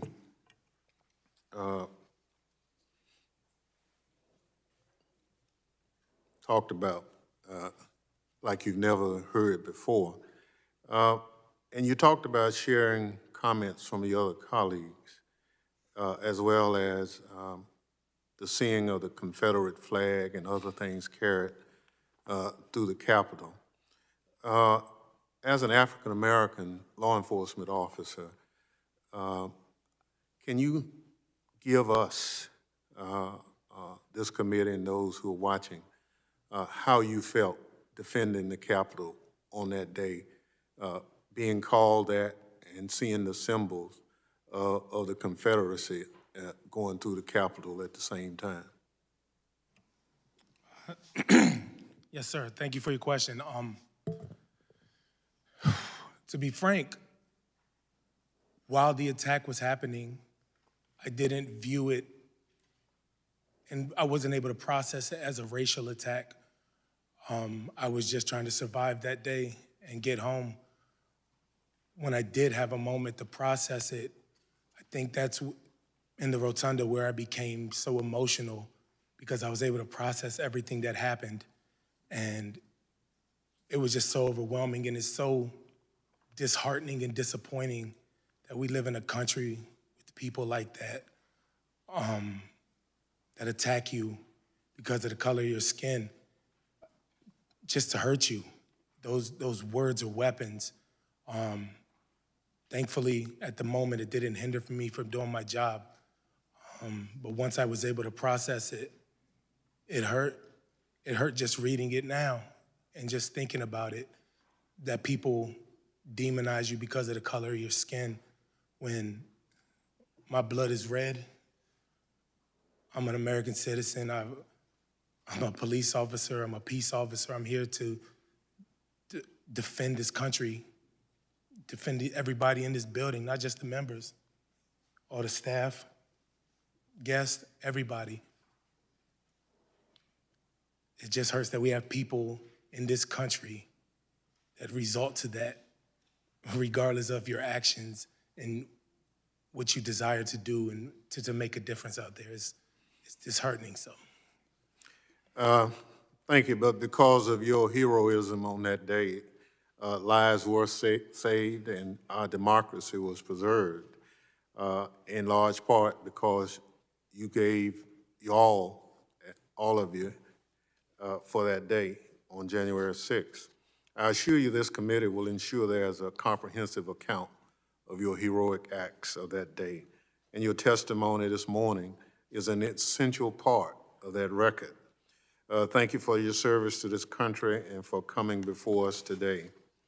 The chair now recognizes members for questions they may wish to ask the witnesses. The gentlewoman from Wyoming, Ms. Cheney, is recognized.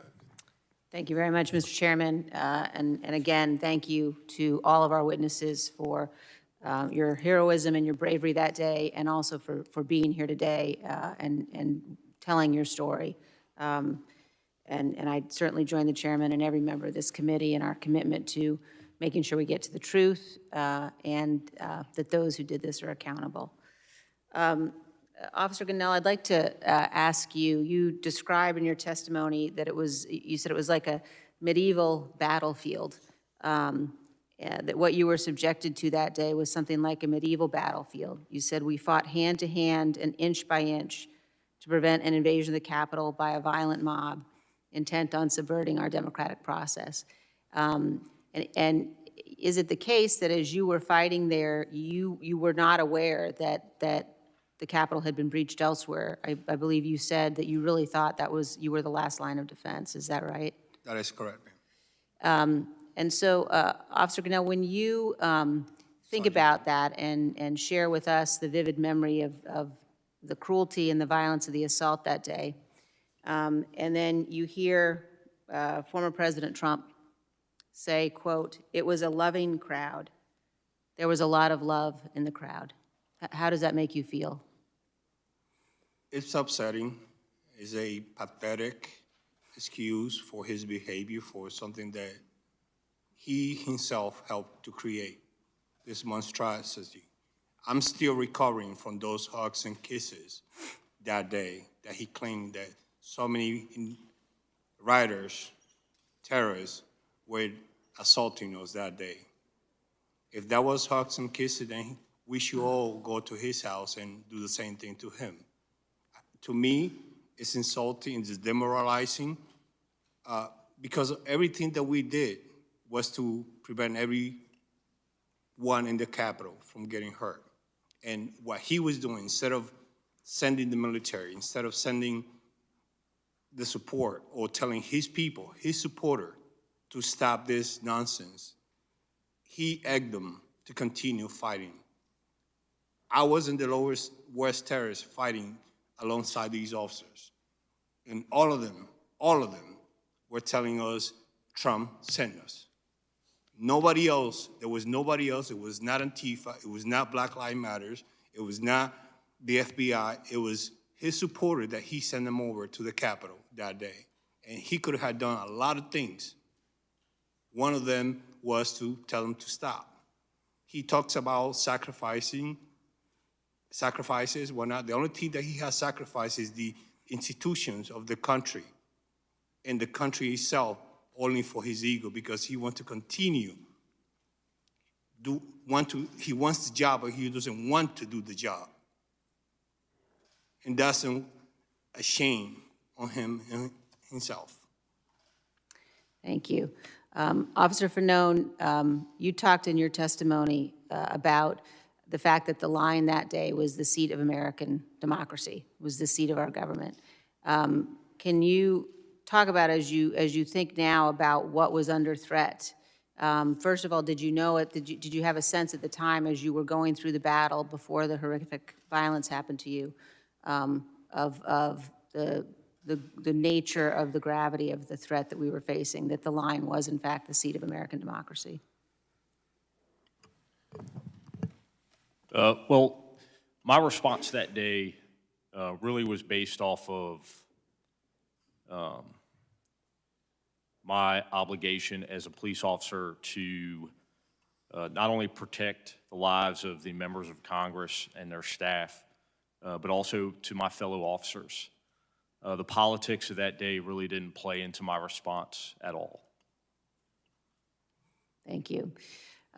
Officer Hodges, in your testimony, you talk about when you were at the Ellipse, and you mentioned the significant number of men dressed in tactical gear attending the gathering, wearing ballistic vests, helmet, goggles. When you saw that, was that something that you had anticipated at all? And could you just tell us more about that crowd there at the Ellipse, the extent to which you saw people who clearly were in military or paramilitary garb? It was absolutely a source of concern.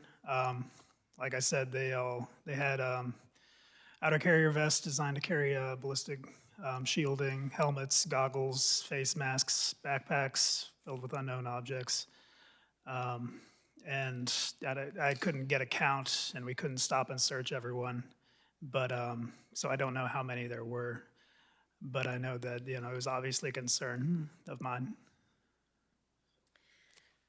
Thank you very much. And then finally, Officer Dunn, you mentioned the text message that you received, and you expressed some surprise. You mentioned that you had not seen any intelligence that would have led you to believe that we should expect that kind of violence. Could you elaborate on that a little bit? Yes, ma'am. So we were expecting civil disobedience as we do at the Capitol. At least that was what was relayed to us. A couple of arrests, name calling, unfriendly people, but nowhere near the level of violence or even close to it like that we experienced. When I received the text message, it made the hairs on my neck rise, but since our chain of command had not told us to prepare for any of these levels of violence, I was just like, okay, whatever. Like, I've been here, I start year 14 in November, and we've dealt with hundreds of protests where people get arrested, and peaceful First Amendment protests. Everybody has the right to protest. That's okay, do what you do, and we'll arrest you if you break the law, and we'll go home later that night. It was a lot different than that, but I was not alerted to the level of violence. Like, the text message I got foreshadowed that, looking back, but no, I was not. We were not prepared for what we faced that day. Thank you. And Mr. Chairman, without objection, I'd like to ask unanimous consent if we could enter that complete text message into the record. Without objection. Thank So you. ordered. And again, I would just like to express my deep gratitude for what you all did to save us. It won't be forgotten, and we will get to the bottom of this. Thank you very much. With that, I yield back. Young lady yields back. Chair recognizes young woman from California, Ms. Lofgren. Thank you, Mr. Chairman. And thanks to each one of you and your colleagues for what you did. I was on the floor of the House helping to defend the voters of Arizona to a challenge to their electors while you were out trying to keep a violent mob from invading the Capitol. So I really do want to thank you for your tremendous courage and stamina and heroism. Not just for myself.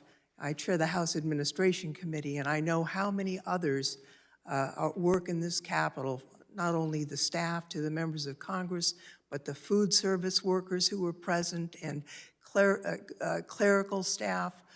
You saved them as well, and so they also owe you a debt of gratitude.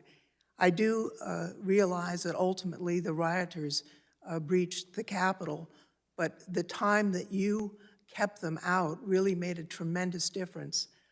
You saved the day, you saved the Constitution, and it made a tremendous difference for our country.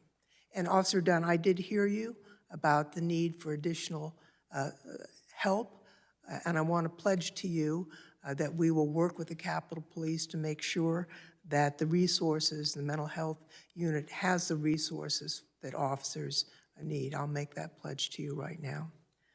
I would like to ask Sergeant Gonnell, not everyone knew that you were fighting in the hallway near the lower West Terrace on January 6th. Can you tell me what you went through on that hallway? And then while you were there, Metropolitan Police arrived to help you out. What difference did that make? Sure, ma'am. Before I start, by no means am I suggesting that we will go to his house. I apologize for my outburst. After we retreated to the lower West Terrace entrance, it was rough. It was terrible. Everything that was happening to us, it was simultaneously. And we didn't have a lot of support. We had probably like 50 officers at most when we went back in. And once we were there, we started saying to ourselves, this is it, this is the entrance where they're gonna try to breach. We're gonna hold the line. We're gonna do everything possible without even coordinating among ourselves. The few officers who were still carrying shields, we automatically assumed position in the front. Some of those shields were taken, ripped apart from the officer's hand. Some of the officers also got concussed because they were hit with the same shields they were holding, because that was so violently taken from them that they were concussed. We did multiple struggles in terms of fighting. My shield was round, and I was able to get some strikes, but because we were in so close quarters, it was hard for us to even do that. The only thing we were allowed to was push forward. Whoever had shields, stay in the front, and whoever was behind the people with the shield, then they were striking those riders. At some point, I fell on top of the floor, on the floor on top of some shields, trying to help and assist some of the officers. And I got pulled to the crowd. Luckily, I was able to free myself and stand up. Later on, the second time I went back to the front, that's when Officer Hodges was getting trampled. I was getting trampled because just a mere force of the riders pushing forward and police officer pushing out, we were getting trampled in the middle. So it was very terrible things that happened to us there. Officer Fanone, before I ask you a question, I'd like to show a brief video clip of some of what you went through today. I realize this can be difficult to watch, but I think it's important for the public to see.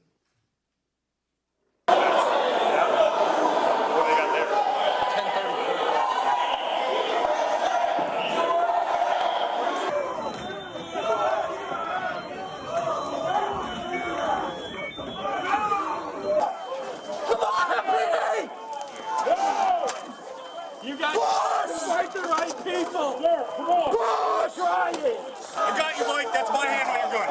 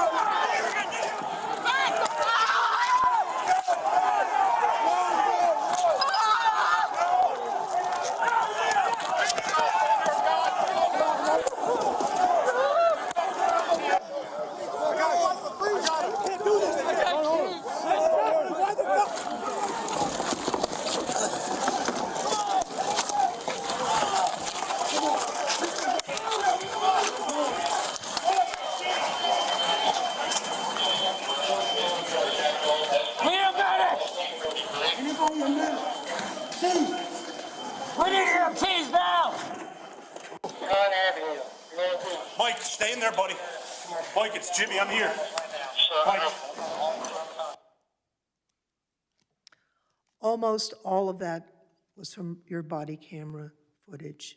Can you walk us through what we've just seen, Officer Fanone? Well, I believe the first portion of that video began, was my body-worn camera footage from the crypt area of the Capitol Rotunda. It was there that I first heard the 1033 or distress call come out from the Lower West Terrace Tunnel, which I didn't realize at the time was only a few hundred yards away from where I was at. I told my partner, Jimmy Albright, who was there with me, that there was a 1033 coming out from the Lower West Terrace. We tried to get our bearings and figure out which way that might be. We asked a group of Capitol police officers, and they directed us down a set of stairs. From there, Jimmy and I walked down to the Lower West Terrace Tunnel. The first thing I remember was seeing a buddy of mine, Sergeant Bill Bogner, who's a administrative sergeant. He used to work in my district. Now he works over at the academy. And he was unable to see. He had been sprayed in the face with bear mace. And I went up to him and told him, hey, it's Fanone. I remember he stretched out his hand to shake mine. And that's when he told me that the guys that were just beyond that set of double doors had been fighting there for, I believe he said about 30 minutes. I don't think he realized what time it was because they'd been fighting since around 1 p.m. It was 3 o'clock, so those guys had been there fighting for 2 hours unrelieved. I remember looking up through the set of double doors, there was glass panes, and you could see the CS gas, like white powder, still lingering in the air. It was at that point that I realized I probably should have brought my gas mask. So I went through the double doors and I saw Ramey Kyle, who's at the time a commander with our Criminal Investigations Division, overseeing all the detectives units. Like many other officers, sergeants, lieutenants, captains that day, he self-deployed and found himself commanding a group of about 30 or 40 officers there in the Lower West Terrace Tunnel. Commander Kyle was having a difficult time breathing. I remember I followed him back out through the set of double doors into that initial hallway as he kind of cleared himself, straightened himself up. I described it before. I thought he looked like George Patton. I remember he put his hat back on and walked right back out through the doorway into the tunnel, and I followed him. It was at that point, I think, when I started approaching that group of officers there, defending the doorway, that I realized the gravity of the situation. My initial thought was these guys look like they look beat to hell. And, you know, maybe I could try to get in there and get some guys some help. So I told Jimmy that, you know, we needed to get in there and try to offer assistance. And that's what we did initially. We started making our way through the crowd of officers, yelling out, who needs a break? And like I said in my initial testimony, there were no volunteers. There were officers who identified other colleagues who were in need of help. And I remember somebody yelling out, this guy needs help, and handed me that officer. I handed him off to Jimmy and told him to get him to the back. And I continued to make my way up to the front lines. Once I got up there, it was the first time I really came face to face with these terrorists.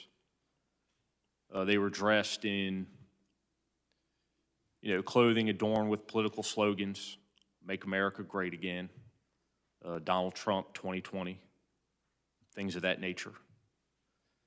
They were wearing military-style clothing, Kevlar vests, Kevlar helmets. Many of them had gas masks, and quite a few had shields, which they had taken away from law enforcement officers.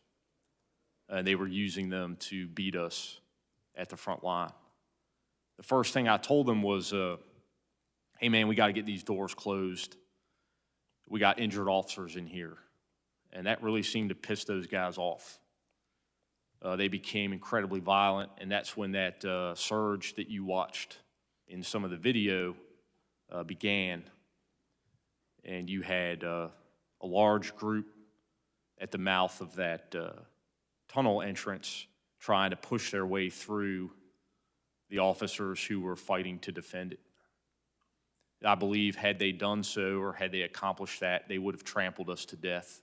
Most certainly, you would have had police officers killed. I fought there at the front for some time. I was yelling out, you know, trying to inspire some of the other officers that were up there that were tired,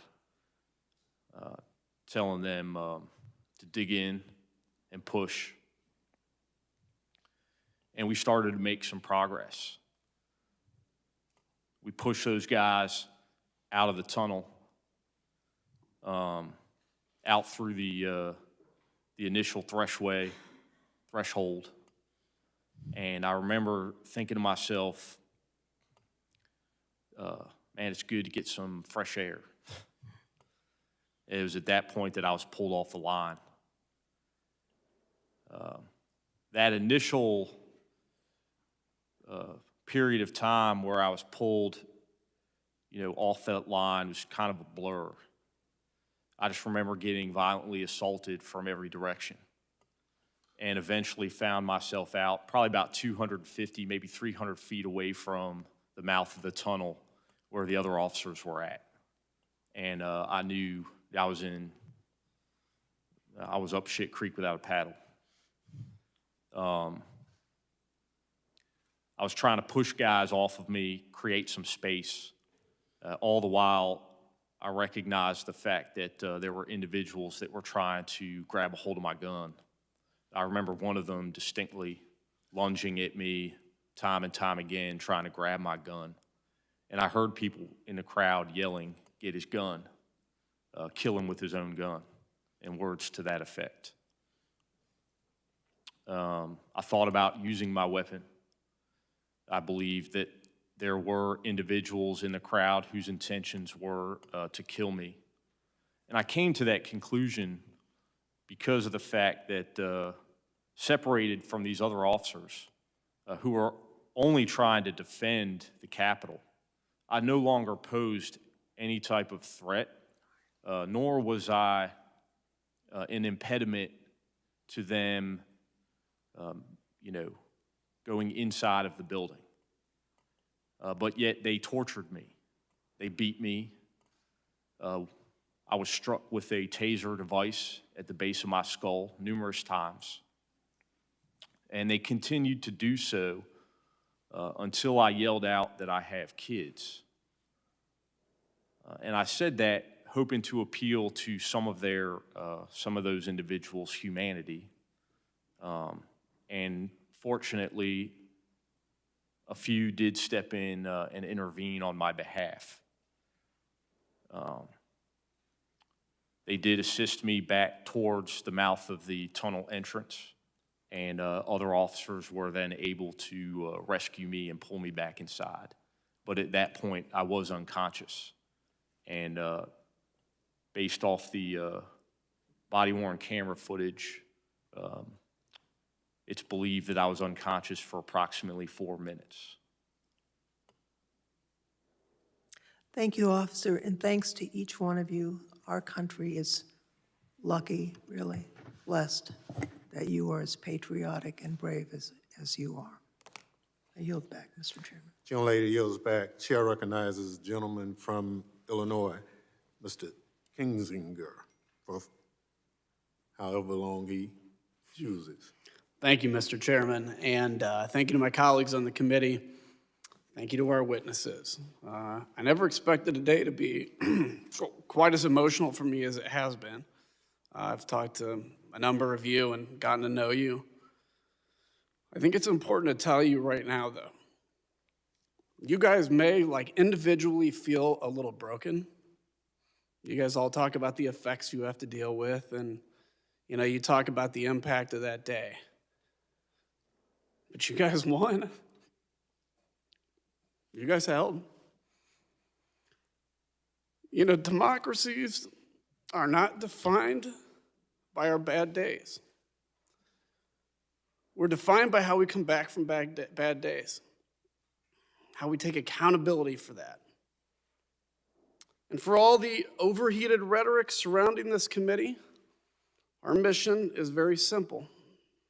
It's to find the truth, and it's to ensure accountability. Like most Americans, I'm frustrated that 6 months after a deadly insurrection breached the United States Capitol for several hours on live television, we still don't know exactly what happened. Why? Because many in my party have treated this as just another partisan fight. It's toxic, and it's a disservice to the officers and their families, to the staff and the employees on the Capitol complex, to the American people who deserve the truth, and to those generations before us who went to war to defend self-governance, because self-governance is at stake. And it's why I agreed to serve on this committee.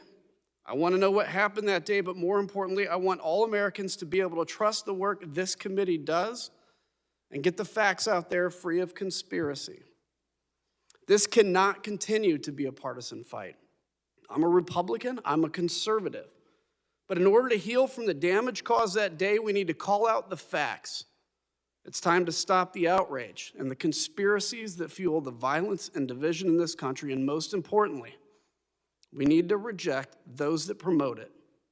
As a country, it's time to learn from our past mistakes, rebuild stronger so this never happens again, and then we can move onward.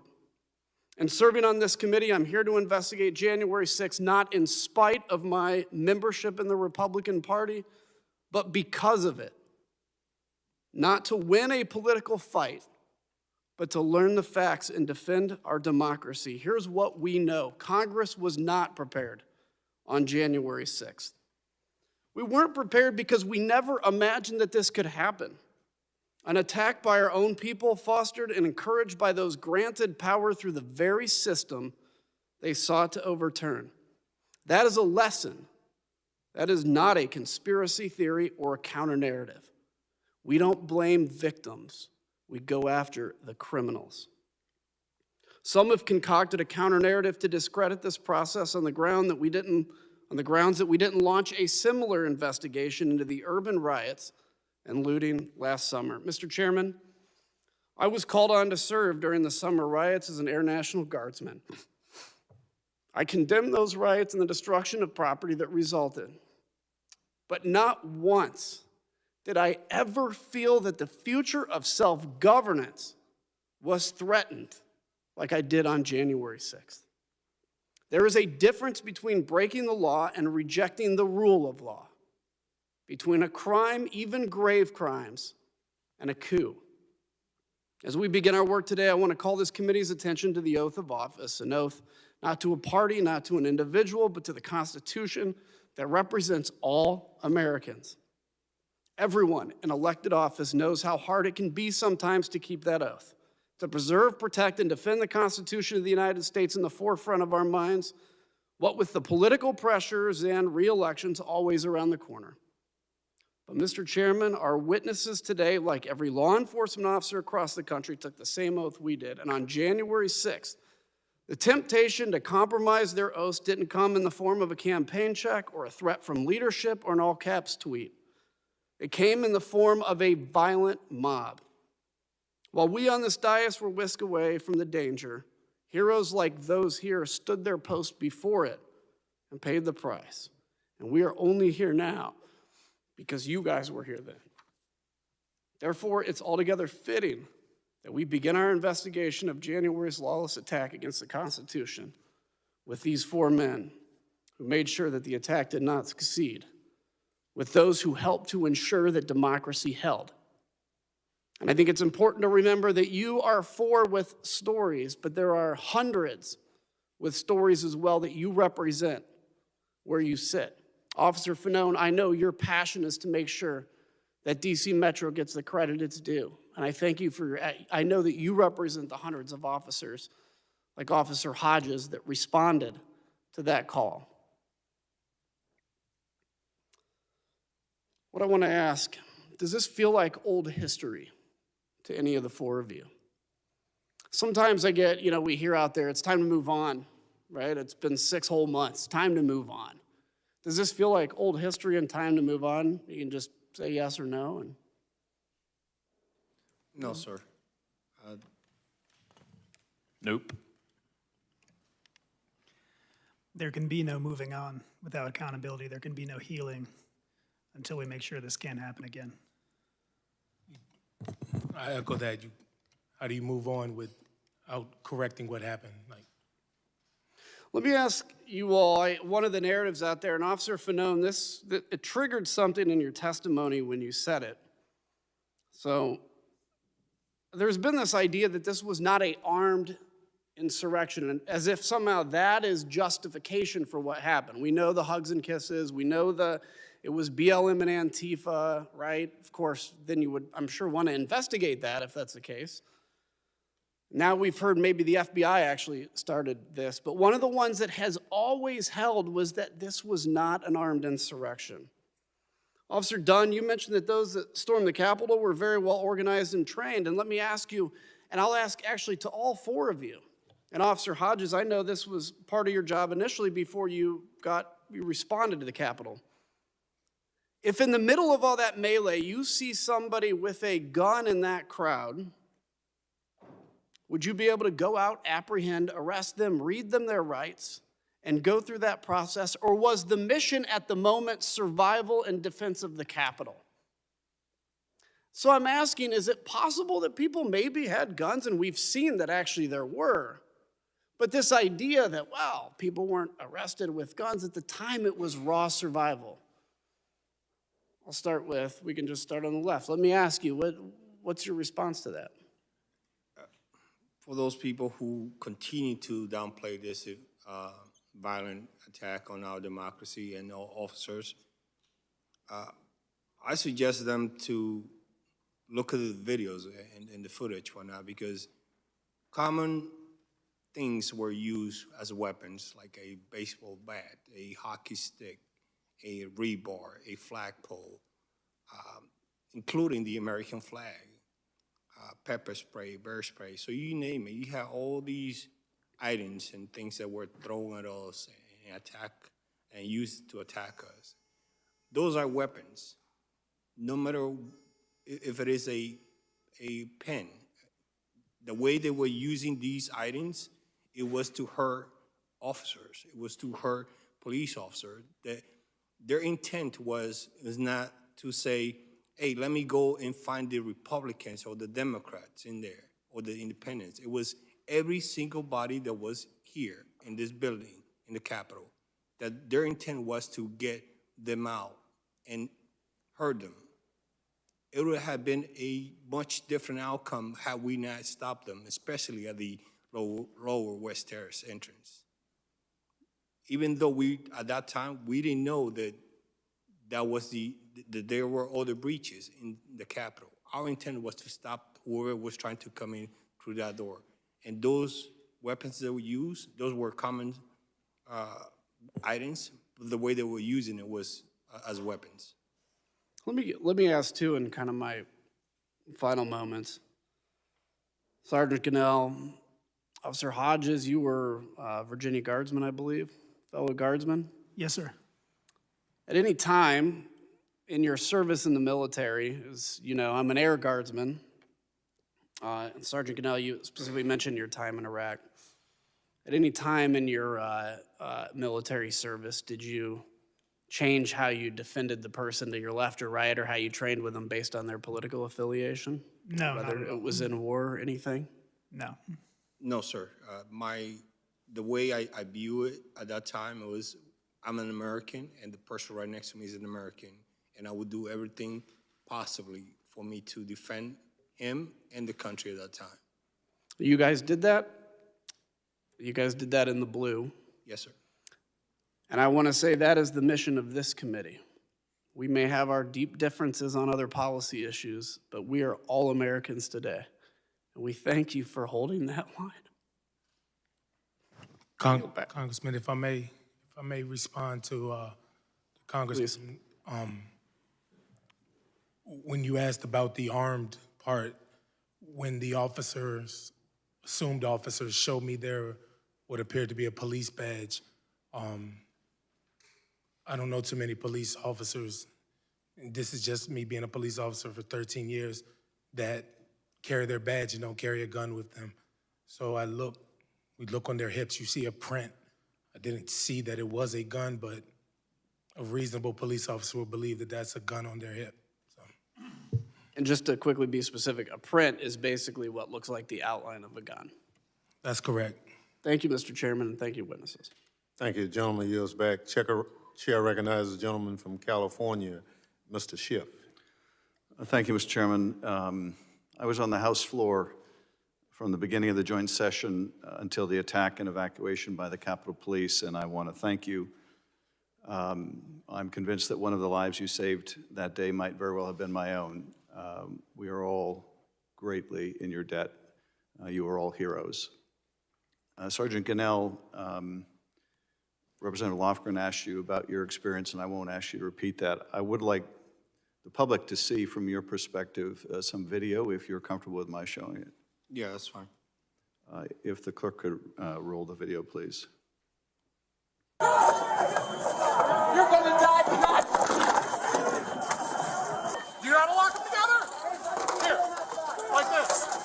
Arms through these shields. You know how to put your arm? Do we have a hard platoon guy here? You! Show them how to lock the shields together and hold the shields. We need an avenue of escape, so wait to lock this one in. Go ahead.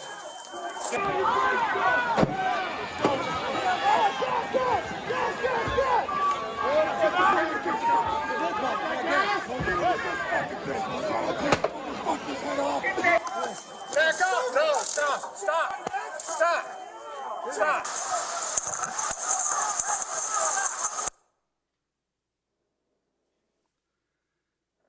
Sergeant, in that video, one of the first things you hear is someone saying you're going to die tonight. You described in your opening statement being crushed by rioters. You could feel yourself losing oxygen, thinking this was how your life was going to end, trampled to death, defending the Capitol. It's hard for any of us to understand what you went through, even though we were there. It's even harder, I think, for people around the country to understand what that was like. Can you tell us what you were thinking when you were losing oxygen and thought that might be the end? My rationale there, and the way I was thinking is like, we can't let these people in no matter what, even if it costs my life. That had bloody hand that you saw, that's me in there. And both my hands were bleeding bad. And at no point in time did I stop to consider stop, because the attacks were so relentless that all we had to do is, I was thinking was, I need to survive this, if possible, but I'm willing to sacrifice myself to prevent this, the attackers from coming in.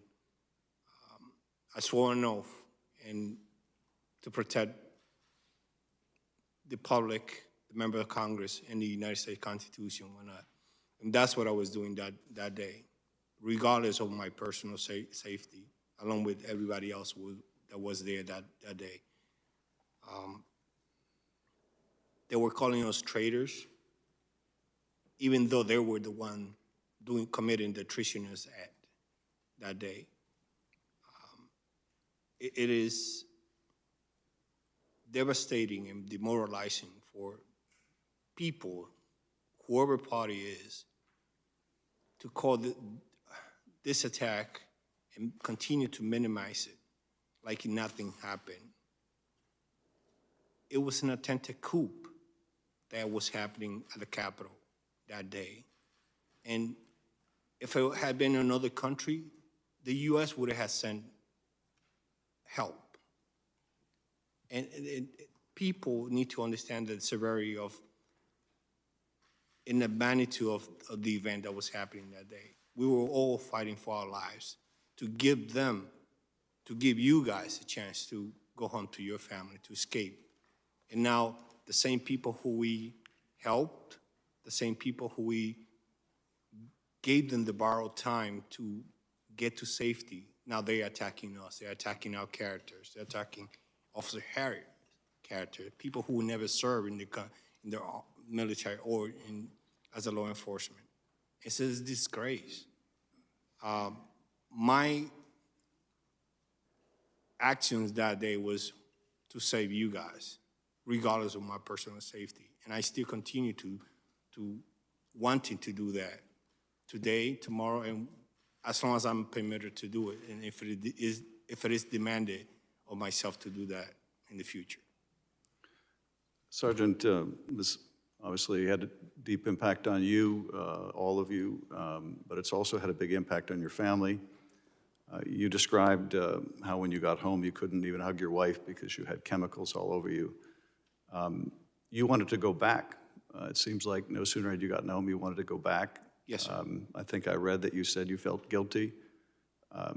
Did your wife want you to go back? No. Why did you go back? And what was your conversation with her about that? After I took a shower, I spent about 10 minutes hugging her and my son. I told her I gotta get some sleep because I gotta go back to work. And she told me, no, you're not. You hurt. I said, no, I'm still able to continue to carry out my duties. And by 8 o'clock, I was already on my way back, despite her concerns and for my safety. My sense of duty for the country, for the Constitution, at that time was bigger than even my love for my wife and my son. I put that ahead. And for me, it's confounding that some people who have sworn oath, elected officials, including people in the military that I seen at the lower stairs fighting against me, they swore an oath and they're forgetting about that oath. They're not putting the country before the party. And that's what bothers me the most. Because I, as a former soldier, I know what that inherits, that oath. And I was willing, I'm still willing to do that. And you got people right now in front of the Justice Department asking to release some of the very same people to be released, even though we are testifying about the trauma and the agony and everything that happened to us. It's pathetic. And they shouldn't be elected official anymore. Officer Dunn, you described talking to your fellow black officer about what you went through and experiencing those racial epithets. You asked a question, I think, that I've been haunted by ever since: is this America? And I'm very interested to know your thoughts on the answer to that question. Is this America what you saw? Well, thank you for your question. You know, I said this, I've done a few interviews before about what my experiences that day, and I said that it was a war that we fought, and a war is composed of a bunch of different battles. And everybody, even sitting at this table, fought a different battle that day, but it was all for the same war. And as black officers, I believe we fought a different battle also. And the fact that we had our race attacked, and just because of the way we look, you know. To answer your question, frankly, I guess it is America. It shouldn't be, but I guess that's the way that things are. I don't condone it, I don't like it, but I mean, if you look at our history, of American history, countries existed because they won a war, or colonies and state lines and boundaries exist because of violence and wars. Like, so I guess it sounds silly, but I guess it is American, and but it's not the side of America that I like. It's not the side of that any of us here represent. We represent the good side of America, the people that actually believe in decency and human decency, and we appeal to just the good in people. That's what we want to see, whether we disagree with how they vote on a bill about infrastructure. Everybody wants the right thing, people to do okay. So that's why I'm glad to see this committee composed of Republican members also. So that's encouraging. It's encouraging. So that's the side of America that I say, yes, this is America. This is the side that I like and the side that I acknowledge. So, Officer, thank you. I believe in this country, and I believe in it because of people like you who understand what the flag means and what our Constitution means and risk their lives to defend it. I'd like to think, as Amanda Gorman so eloquently said, that we're not broken, we're just unfinished. Because if we're no longer committed to a peaceful transfer of power after our elections, if our side doesn't win, then God help us. If we deem elections illegitimate merely because they didn't go our way rather than trying to do better the next time, then God help us. And if we're so driven by bigotry and hate that we attack our fellow citizens as traitors, if they're born in another country or they don't look like us,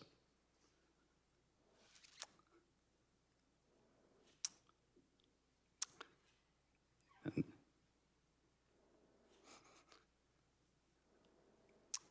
God help us. But I have faith because of folks like you. And Adam, I didn't expect this would be quite so emotional either, but it must be an Adam thing today. But I'm so grateful to all of you. And with that, Mr. Chairman, I yield back. Gentleman yields back. Chair recognizes gentleman from California, Mr. Aguilar. Thank you, Mr. Chairman and members of the committee. Gentlemen, like my colleagues, I want to extend my gratitude and appreciation for your service on January 6th, and since then, what you've had to go through. I was on the House floor like my colleagues on the 6th when I was told that a violent mob had breached the Capitol. And it's because of your service, it's because of you and your colleagues that we're here today, because you were literally the last line of physical defense, laying your life on the line for democracy. My time will be limited, so I'll be asking questions of Officer Hodges and Sergeant Gonnell, primarily about the weapons that you observed and how they were used. Officer Hodges, you were in a unique position because you were down Constitution. You were closer to the White House to start, as you indicated in your testimony. During the morning and the early afternoon on the 6th, what did you hear specifically about guns and explosives that had been discovered by your fellow officers? I was listening on the radio to our gun recovery unit, working the crowd. What we usually try to do is wait for the crowd to disperse before making arrests. That way we don't set off the crowd and set off a riot. So I think they might have identified people of interest that they never got a chance to address, and they were working the crowd to try and confirm reports of firearms on certain people, but it's also difficult to do given the nature of the crowd and how many there were. When I heard the REOD confirm the existence of a device, there was only one thing it could be, you know, explosives. But we, in 42, we had our own objective, our own mission, so we couldn't really, we scanned the crowd, but these people, you know, they know how to conceal their weapons. So on a big avenue like Constitution, you can't really, it's difficult to detect the print, or if it's in a backpack, there's really not much you can do. But you know, we continue to scan the crowd and find what we could. But mostly it was up to our other units to make those discoveries. You talked about, in response to Representative Cheney, you talked about the gear that the individuals were wearing. So combined with what you saw visually, with what you had heard on the radio about guns, that all kind of led you to give pause about the next few hours, correct? Absolutely.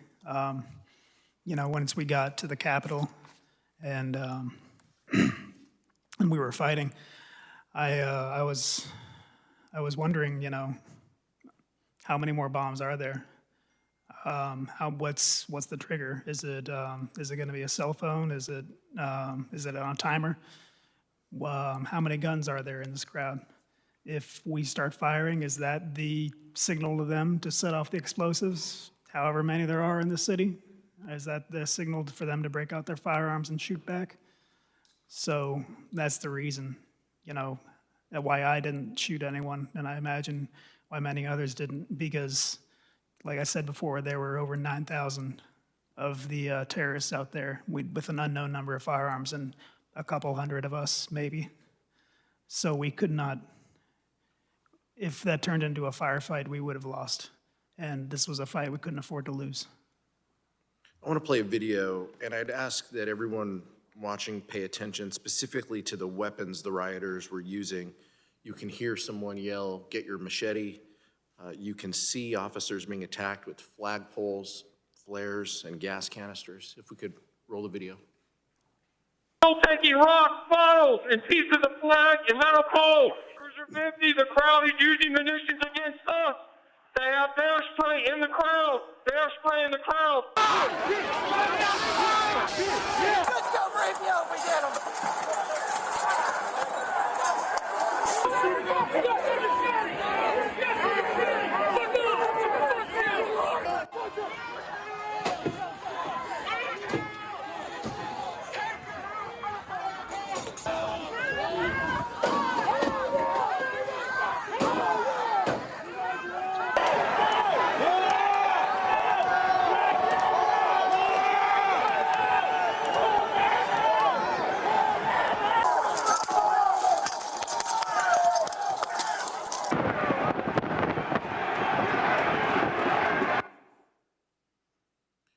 Sergeant Gonnell, in the video, we just saw someone throw a large speaker.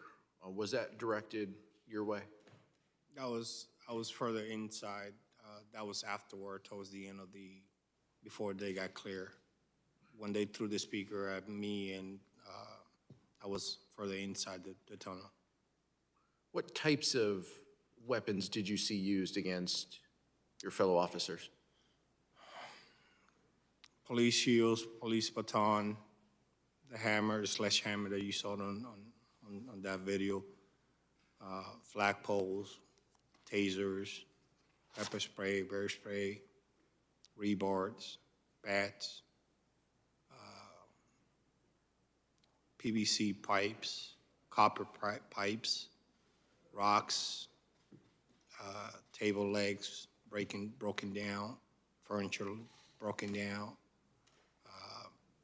the guardrails for the inauguration stage, cones, 4x4, any weapons, any items that they could get their hands on it. That you were further down the corridor, but the speaker was thrown at you, and it hit your foot. Is that correct? Correct, sir. We have a photo. It was thrown my way, and then when it landed, it hit somebody else, and then hit my foot. I think we have a photo of your foot here as well that we'd like to show. That is correct. Can you tell me how you're doing. You mentioned in your opening statement about your continued physical therapy related to the foot. Can you tell me how you're doing? The foot, I had several conditions that were, one is fusion on number 1 metatarsal, tarsal, metatarsal. Then there was a hammertoe that, as a result of the hit, and then the second and third digit also got damage. And in order to fix one, they needed to correct the big toe to stabilize. If not, I would have, later on in the future, I would have had the same problem returning. It is very painful. It is with a lot of patience and determination that I had gone through. I still had the same problems in terms of pain and stiffness, whatnot. The doctor last week on Tuesday told me that I'm going to need surgery on my shoulder because I have a labrum tear that has not healed even more than 6 months later. And possibly my rotator cuff also is going to need some work. So that you're talking about 8 months to a year more of physical treatment and rehab. Sergeant, you're an immigrant from the Dominican Republic, a naturalized U.S. citizen, and you mentioned how individuals had zeroed in on your race that day. Yes, sir. Can you tell me how that made you feel? When we were before or right after MPD just arrived with the fluorescent mountain bike unit, they got there. I was at the front line, and apparently they seen, even through my mask, they saw my skin color and said, "You're not even an American." Regardless, whether I was in the military, they don't know that, but they yelling and saying all these things to me. I mean, when I heard that, I wasn't even thinking about any racial stuff. I'd be like, okay, you don't know that for a fact, so I'm not even entertaining that. But it's just like Officer Harry Dunn. It takes time for you to process that, and you only realize what was happening after you go back and see it from a different point in time, because I only saw that recently. But for me, I wasn't even thinking about that. I'm there to stop them regardless. I'm not thinking what they were yelling in terms of my skin color or my race. And I know an American soldier and former soldier and a police officer. I didn't take that into account when I was defending all of you guys. Officer Hodges, you characterized the attack on the Capitol as a white nationalist insurrection. Can you describe what you saw that led you to label the attack that way? The crowd was overwhelmingly white males, usually a little bit older, middle-aged, older, but some younger. I think out of the entire time I was there, I saw just 2 women and 2 Asian males. Everyone else was white males. They didn't say anything especially xenophobic to me, but to my black colleagues and anyone who's not white. And some of them would try to recruit me. One of them came up to me and said, "Are you my brother?" There are many known organizations with ties to white supremacy who had a presence there. I know, like 3%ers, Oath Keepers, that kind of thing. And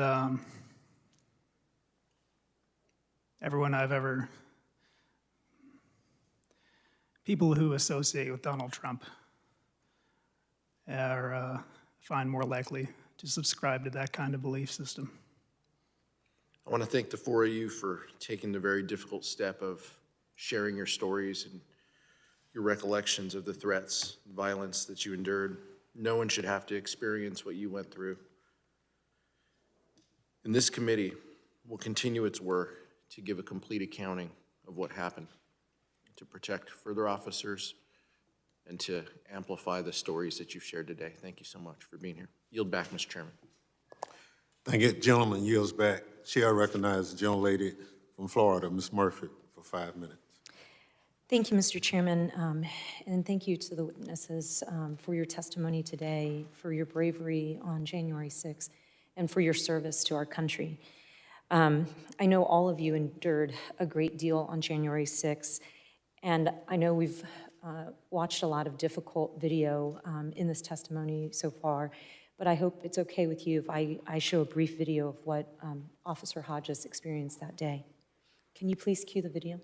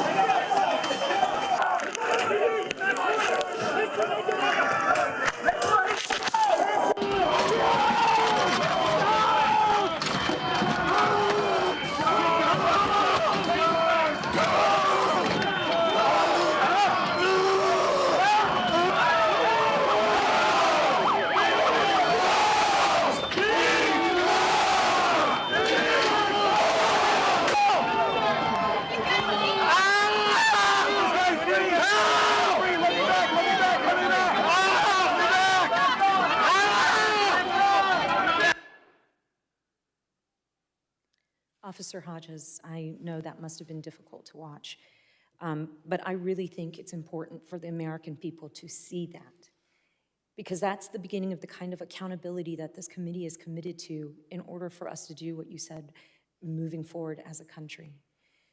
You know, January 6th was an attack on our democracy. It was an attack on the peaceful transfer of power, and it was an attack on this Capitol building. But it was also an attack on real people. And most people don't know this, and I don't think even you know this, but your actions had a profound impact on me. So at 3 p.m. on January 6th, while you were holding back the mob at the Lower West Terrace entrance, I was holed up with Congresswoman Kathleen Rice in a small office about 40 paces from the tunnel that you all were in. That's about from the distance where I'm sitting here on the dais to that back wall.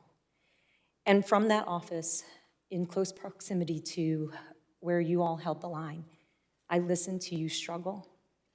I listened to you yelling out to one another. I listened to you care for one another, directing people back to the makeshift eye wash station that was at the end of our hall. And then I listened to people coughing, having difficulty breathing. But I watched you and heard you all get back into the fight. And I think Congresswoman Rice and I were the only members of Congress to be down there on that Lower West Terrace. You know, we had taken refuge in that office because we thought for sure being in the basement at the heart of the Capitol was the safest place we could be. And it turned out we ended up at the center of the storm. And Officer Fanone, you had said, you know, you were 250 feet off of that tunnel and you felt certain that they were going to kill you. Imagine if they had caught the 2 members of Congress that were just 40 feet from where you all were.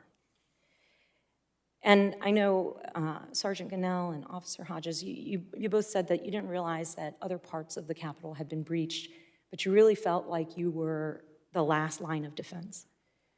Well, I'm telling you that you were our last line of defense. And during the exact period of time, Officer Hodges, in that video where you were sacrificing your body to hold that door, it gave Congresswoman Rice and I and the Capitol Police officers who had been sent to extract us the freedom of movement on that hallway to escape down the other end of that hallway. And I shudder to think about what would have happened had you not held that line. You know, I have 2 young children. I have a 10-year-old son and a 7-year-old daughter. And they're the light of my life. And the reason I was able to hug them again was because of the courage that you and your fellow officers showed that day. And so just a really heartfelt thank you.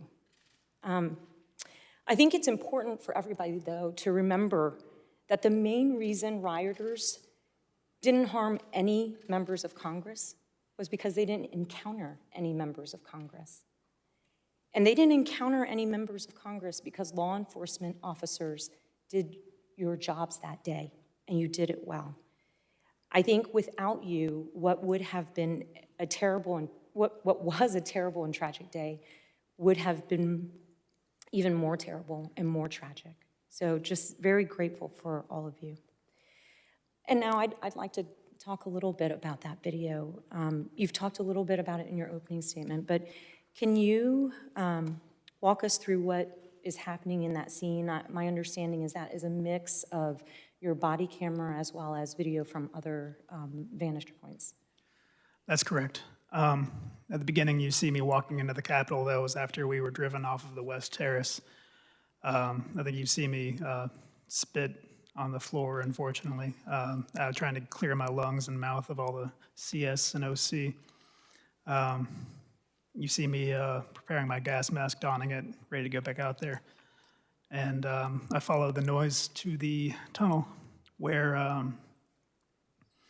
it was just, you know, wall-to-wall people packed, fighting for with everything they had. It was full of OC and CS gas at the time, and I believe that thickest smoke was from a fire extinguisher. You could see all the residue on the officers who were there. And it's like I said before, you know, they outnumbered us 50-something to 1. So it didn't matter how many we defeated. We just had to, we had to hold on. We couldn't let anyone through, and they always had a relative, you know, essentially an infinite number of replacements. They'd say, you know, we need fresh patriots up here, and there would be more. So we just had to hold until someone came to help. And like I said, once I got to the front, I didn't want any more pressure on the officers behind me. So I tried to insert myself to where I could use the door frame, brace myself, and push forward so we could take back more territory. Unfortunately, that backfired. So once we lost ground, I was unable to retreat. I was crushed up against the door frame. And in my most vulnerable moments, the man in front of me took advantage and beat me in the head, ripped off my gas mask, straining my neck, skull, split my lip open,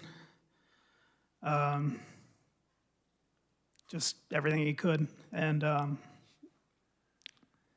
at that point, I recognized that if I stayed there, then I was gonna, pass out from lack of oxygen or get dragged out into the crowd and end up like Fanone.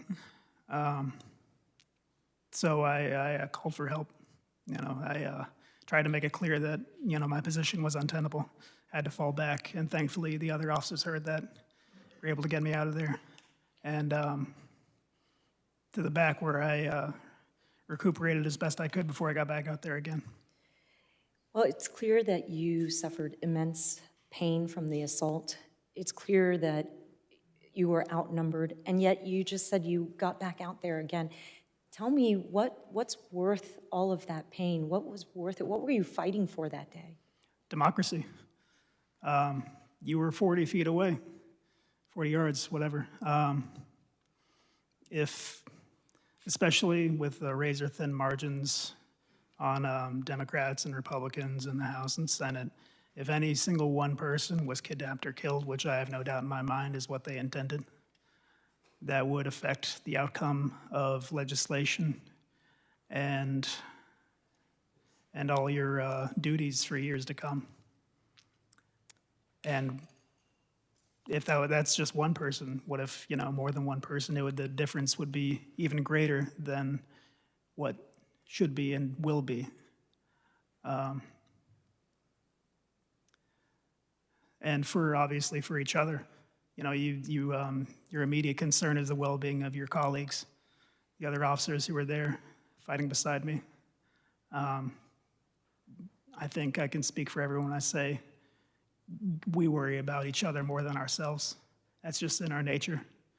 It's part of why you become a police officer.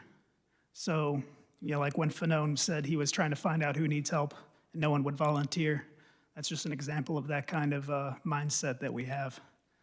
So it was for democracy, it was for the men and women of the House and Senate, it was for each other, and it was for the future of the country. Thank you, Officer Hodges, and thank you all for defending democracy. And I appreciate your testimony, and I appreciate your continued service. With that, I yield back.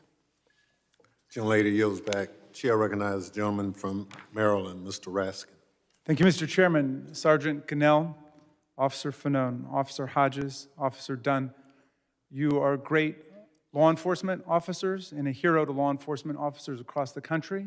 You're great public servants, and you're a hero to public servants across the country, but you are great Americans, and you are heroes to all of America. And long after you are gone, you will be remembered as heroes to our country, along with your fellow officers. And those who attacked you and those who beat you are fascist traitors to our country and will be remembered forever as fascist traitors. Now, Officer Dunn, I've got to start with you because you're my constituent. And you are the pride of Maryland today because of the way you stood up for the Capitol and for the Congress and for our democracy. But you said something fascinating in your testimony. You said you've never seen anybody physically assault a single officer before in your 13 years on the force, much less thousands and thousands of people attacking hundreds of officers. So how did you experience that when it first happened? So with regards to the never seen, I've seen videos of officers being attacked and people resisting arrest, but to clarify, it's never been the assaults on the scales that we have seen like that before. I just wanted to clarify that. Can you repeat your question? Well, actually, it leads to my next one, actually. You made a really interesting point. You said you'd seen protests for many, many years. You'd seen even civil disobedience for many years. There's an effort today to portray the events of January 6th like some kind of resurrection of Dr. King's March on Washington in 1963. And I've seen a lot of protests here too. I've seen the March for Our Lives that the young people did about gun violence. I see people marching for DC statehood, arguing for their rights to representation in Congress, and I've seen civil disobedience. But was this like any of those rallies or marches or demonstrations you'd ever seen? And if not, what was different about it? So while the marches that the protests that you specifically talked about, I'll go a step further and talk about the ones that had the potential to be not so peaceful. You had the Million Man March rally, the 20th anniversary of it. There was a lot of opposition to that. You had the Klan that came up here. You had people that were pro-guns that wanted to come up here. So all of those had the potential to be very violent and frankly quite deadly, but they did not. This wasn't the first time that, if I can just use this quote, that the MAGA people came up here to the Capitol before. They were in DC before. There were some skirmishes, but it was never the attempt to overthrow democracy. They came up, I think this was maybe their second or third time that they had come up on January 6th. And even then, as belligerent as they were, it didn't account to this violence. So the only difference that I see in that is that they had marching orders, so to say. When people feel emboldened by people in power, they assume that they're right. Like one of the scariest things about January 6th is that the people that were there, even to this day, think that they were right. They think that they were right, and that makes for a scary recipe for the future of this country. So I think that's why it's very important that you all take this committee seriously and get to the bottom of why this happened, and let's make it never happen again. Thank you. Officer Fanone, I think you've given our committee our marching orders today, which is to hold the line. You held the line, and now we've got to hold the line. So I want to thank you for that. If we show a fraction of the courage and the valor that you all demonstrated on January 6th, then we will hold the line in this committee. But I want to ask you about holding the line. I want to go back to this question of weapons so we can clear this up, because there are still some people who are saying that the insurrectionists were unarmed. And I wonder what your reaction is to that, because we've heard about, well, first of all, rampant baseball bats, lead pipes, Confederate battle flags, and so on. And what about the question of firearms? So what is your reaction generally to this proposition that they weren't armed? First and foremost, I would say that the implements that you just described are most certainly weapons.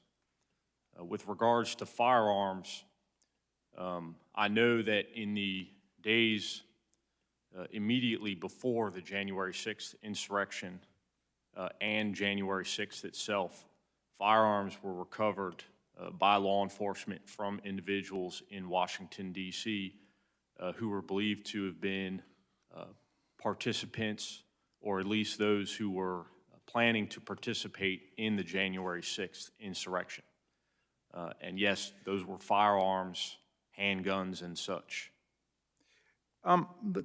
Forgive me for these questions, but I've got to ask you, apparently in some nether regions of the internet, it's being said that you, Officer Fanone, maybe were mistaken for Antifa, and that's why you were nearly beaten to death that day and carried in the crowd. Is there any way you think you were mistaken for Antifa?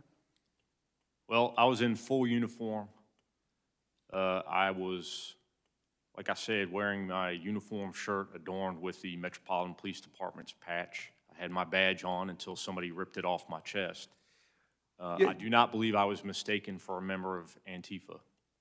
You mentioned in your testimony that there's some people who would prefer that all of this go away, that we not have an investigation. Let's let bygones be bygones. But you seem pretty determined to get the country to focus on this. Why is that so important to you? Well, first and foremost, because of the actions of officers who responded there that day, specifically from my department, but also from the U.S. Capitol Police and some of the surrounding jurisdictions. You know, downplaying the events of that day is also downplaying those officers' response. And like Sergeant Gonnell said, some of the officers. Part of the healing process from recovering from the traumatic events of that day is having the nation accept the fact that that day happened. Some people are saying that, that as public servants, you all should not be speaking out, that cops, firefighters, teachers should just serve the public but should not speak out as citizens. What do you think about that, Officer Fanone? Well, I disagree. I've been outspoken throughout my career, never to this magnitude. As an undercover officer and a narcotics officer, I've preferred obscurity in the public eye. However, this event is something that we have not experienced in our lifetimes. Officer Hodges, I read your testimony carefully. I hope every American reads your testimony. But I noted that you referred to terrorists or terrorism 15 different times to describe the people who were assaulting officers, dragging them through the crowd, stealing their weapons, smashing them over the head, gouging eyes, and so on. However, some of our colleagues have been calling the violent insurrectionists not terrorists, but tourists. Why do you call the attackers terrorists, and what do you think about our colleagues who think we should call them tourists? Well, if that's what American tourists are like, I can see why foreign countries don't like American tourists.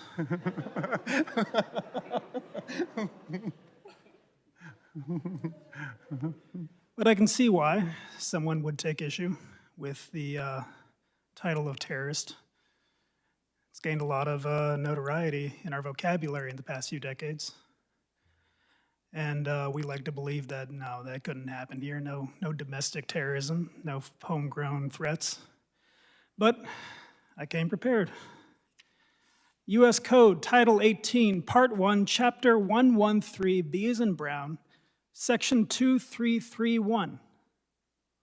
The term domestic terrorism means activities that involve acts dangerous to human life that are a violation of the criminal laws of the United States or of any state, and B, appear to be intended to intimidate or coerce a civilian population, or to influence the policy of a government by intimidation or coercion, or to affect the conduct of a government by mass destruction, assassination, or kidnapping, and occur primarily within the territorial jurisdiction of the United States. Well, thank you for that. And I had one final question for Sergeant Gonnell, but it looks like my time is up, so I'll yield back to you. Chair will give the gentleman opportunity to ask his Thank you for your indulgence, Mr. Chairman. Are there questions, Sergeant Gonnell, that you hope we can answer as a committee about the causes of the attack, the nature of the attack, and what happened in the weeks prior to January 6th as we develop our work plan moving forward? I think, in my opinion, we do need to get to the bottom of it. Who incited, who brought those people here, why the people were made to believe that the process was rigged along those lines. But going back to what Hodges says, I had, in my 15 years of service, I had given thousands of, I had given tour to thousands of people at the Capitol as an officer, as a sergeant, and even in plain clothes uniform. At no point in time did I ever got attacked. I don't know why, how would you call an attack on police officer a tour when you see me bleeding my hands, when you see other officers getting concussion, getting maimed, getting fingers shattered. I got gouged. It's undescribable. You're defending the undefensible. And it demoralized not just the rank and file, but the future recruits that we are trying to get. So what do you think people considering becoming law enforcement officers think when they see elected leaders downplaying this. And why would I risk my life for them when they don't even care? They don't care what happened to the public. They don't care what happened to the officers. All they care is their job, their position. If they don't have the courage to put their job on the line because they want to feed some lies or not to feed somebody's ego or like for a tweet, that's not putting the country first. We are willing to risk our life, but at least make it worth it. We are trying, we do that regardless, whether you are Republican, Democrat, Independent. We don't care. When there's a call, radio call, or dispatch sends a call, we don't ask, hey, by the way, before I treat you, before I take care of you, are you a Republican or Democrat or Independent? We don't. We just respond. And normally, under any other circumstances, we just stay shut. We don't talk about politics. We don't talk about what happened to us. But this is bigger than that. You downplaying an event that happened to the country itself, to democracy, to the rule of law.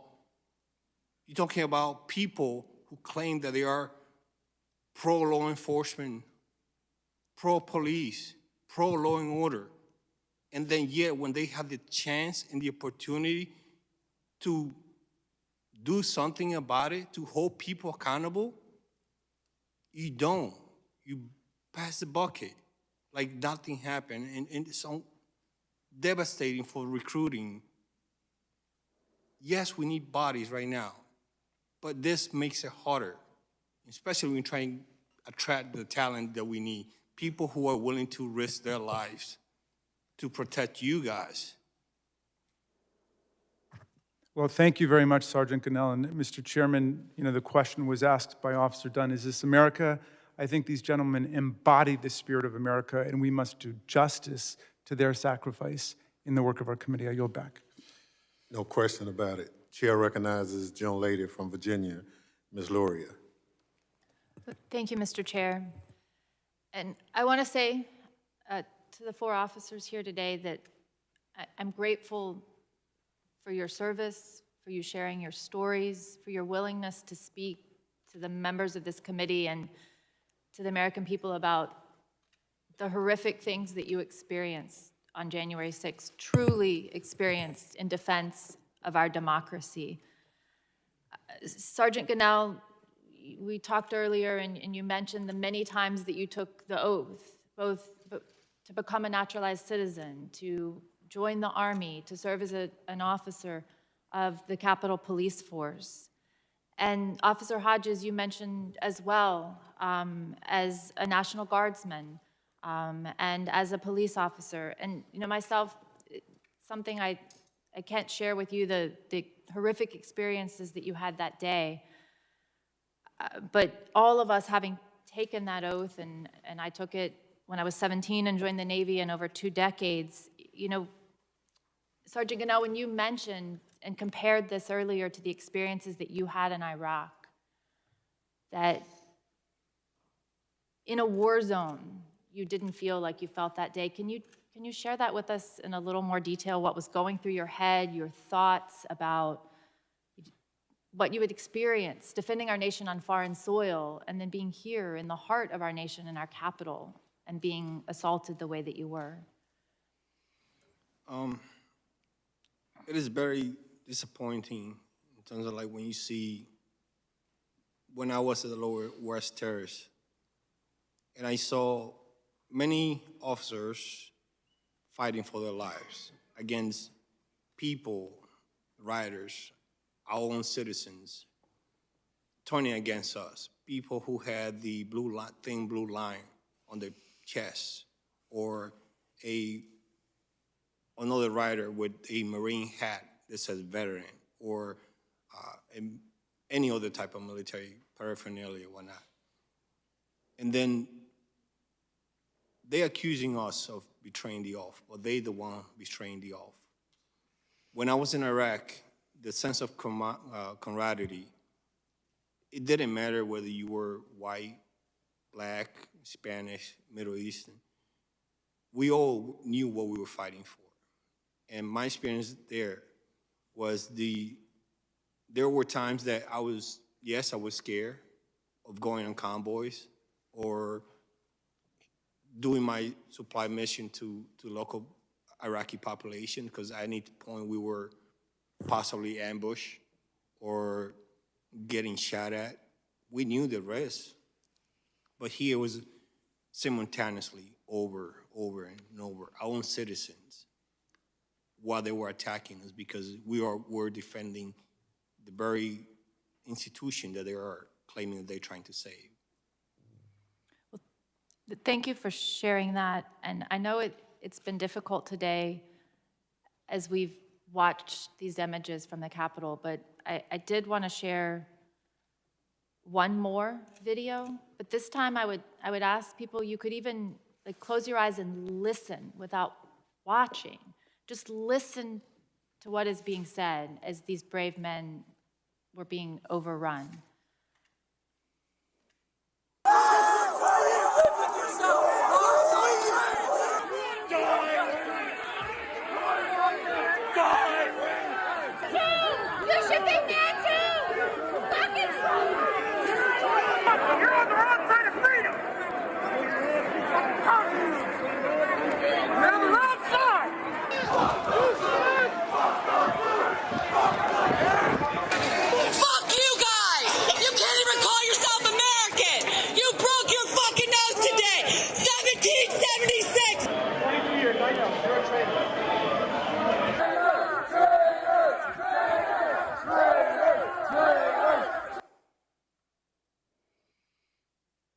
So, Officer Fanone, I wanted to turn to you. And when you hear the rioters chanting things in this video, things like, F the blue, you can't even call yourself an American, you're on the wrong side of freedom, can you share how that makes you feel?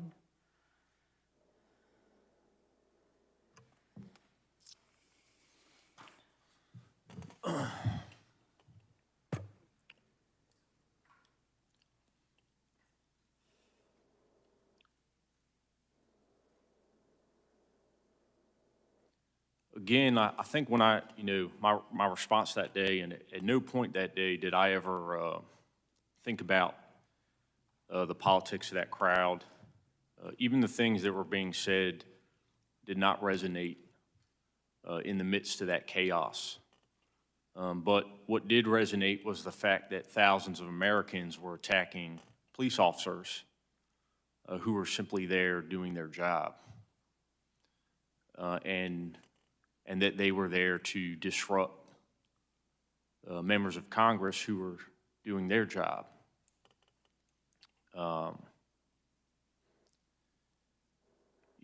In retrospect now, thinking about those events, the things that were said, it's disgraceful that members of our government, I believe, were responsible for inciting that behavior and then continue to propagate those statements. Things like, this was 1776, or that police officers who fought risked their lives, and some who gave theirs were redcoats and traitors. To me, those individuals are, representative of the worst that America has to offer.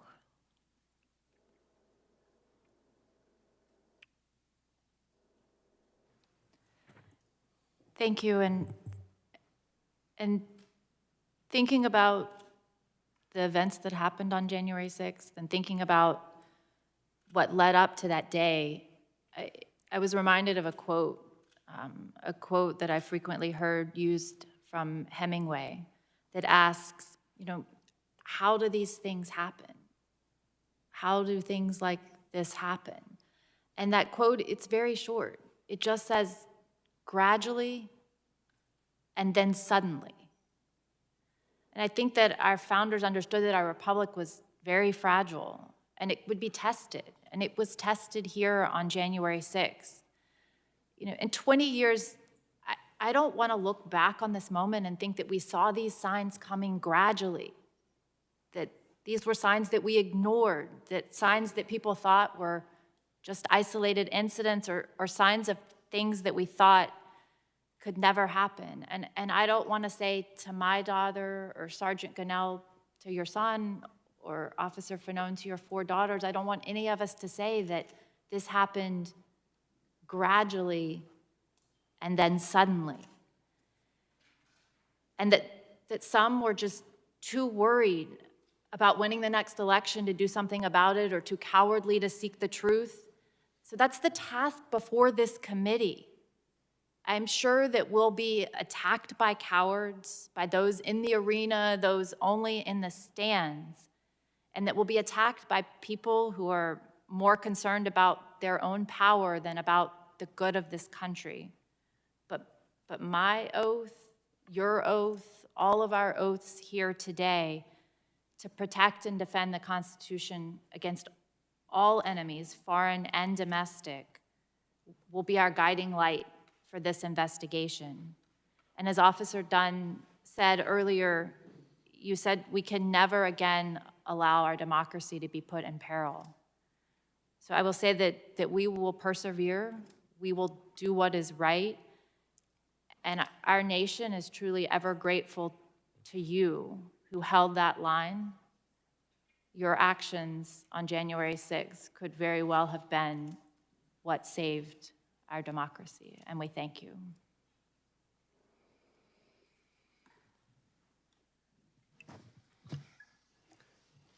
Gentlelady yields Mr. Chair, back. I yield back. Thank you. The gentleman from Maryland asked a question in terms of what you would expect this committee to do in our body of work. The Sergeant Gonnell responded, but we didn't give the other 3 members an opportunity to kind of tell us, based on the last 202 days of your life, what would you task this committee in its body of work? What would you like to see us do? Officer Fanone, I'll start with you. Yes, sir.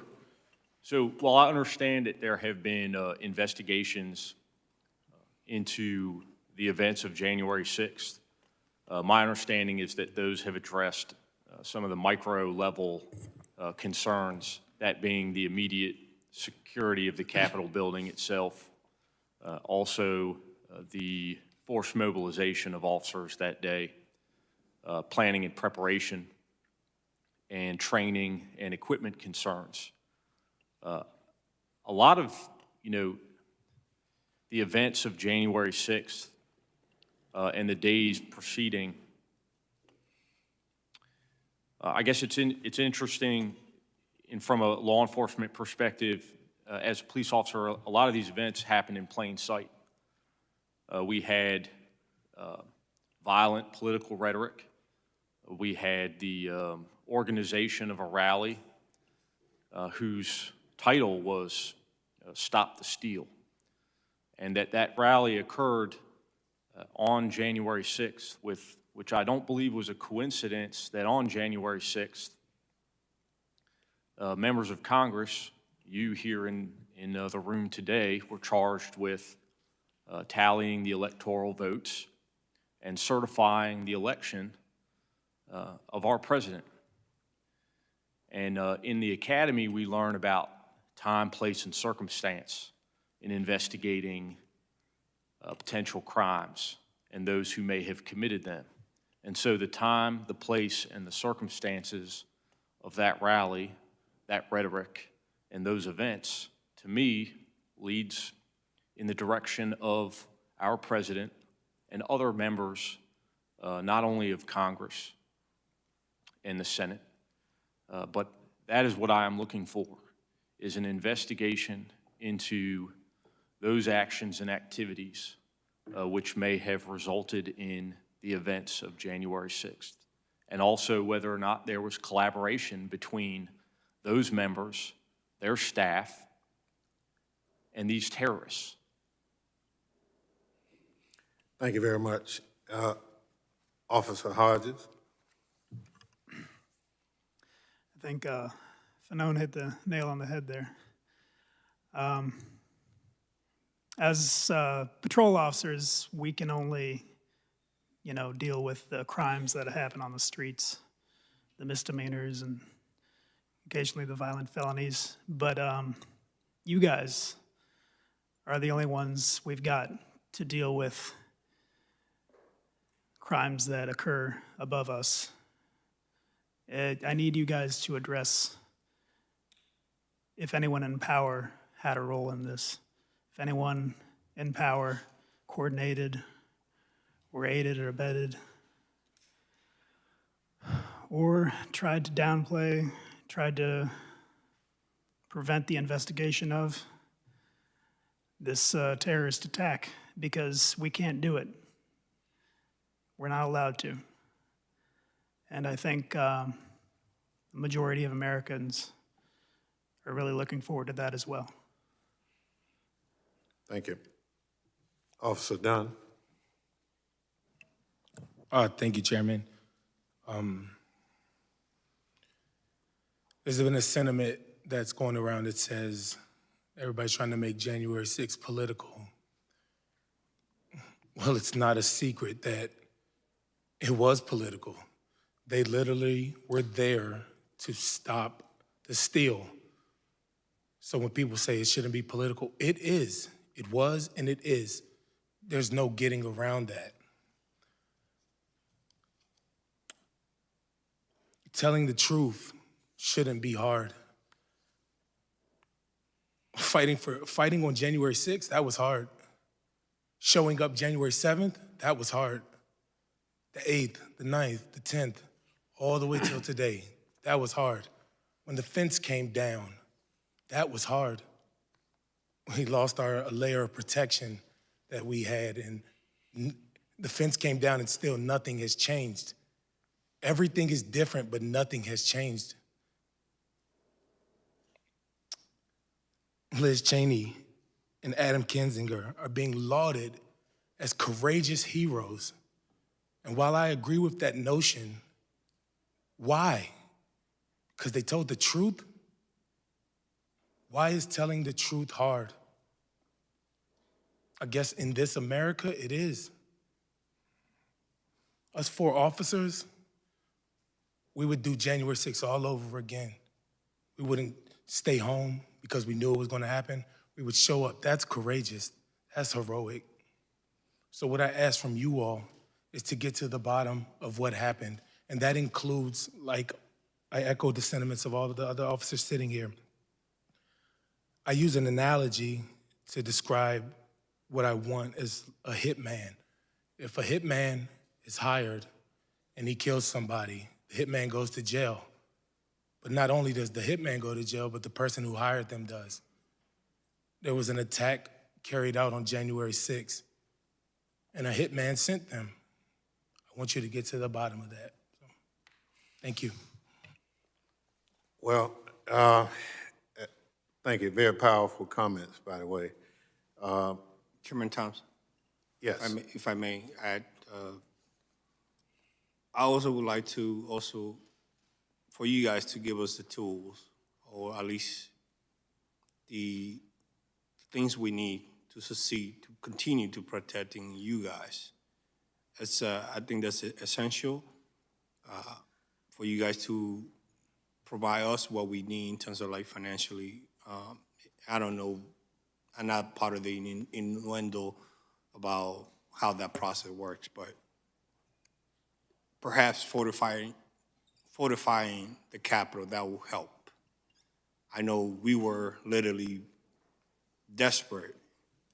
If we had that, that would have made a big difference on January 6th. I know people want to keep this place open to the public as much as possible, but there are things that we could do to remediate that, and also, or to reinforce entrances, whatnot. It's hard, but it takes will. I know architect of the Capitol has some regulations, whatnot, but the time has passed. We still have security measure from 20 years ago. That had to go. We need to reinvent the wheel and change that. But only you guys have the power to authorize that. They won't do it unless you guys do. The other thing is, we still only operating on certain things that we could adjust, things that we were doing back in when 9/11 happened. We're still doing it today, even 6 months after the attack on the Capitol. But only you, perhaps with the chief of police, the new chief of police, which he seems receptive to some of these changes, perhaps that would change. But we too, just like Officer Dunn said, we still doing things that prior to January 6th, we were doing it, and we're still doing it today. And I think that should change. Thank you. Well, again, thank all of you for your testimony, and obviously you are real heroes in this situation. What you did in the committee's opinion helped preserve this democracy. The time you gave for reinforcements to finally get to the Capitol made the difference. So for that, we thank you. But you carried out your duties at tremendous risk. Now we on this committee have a duty, however, a far less dangerous one, but an essential one, to get to the bottom of what happened that day. We cannot allow what happened on January 6th to ever happen again. We owe it to the American people. We owe it to you and your colleagues, and we will not fail, I assure you, in that responsibility. Thank you again to our witnesses, as well as our distinguished colleagues of the committee. Any closing remarks?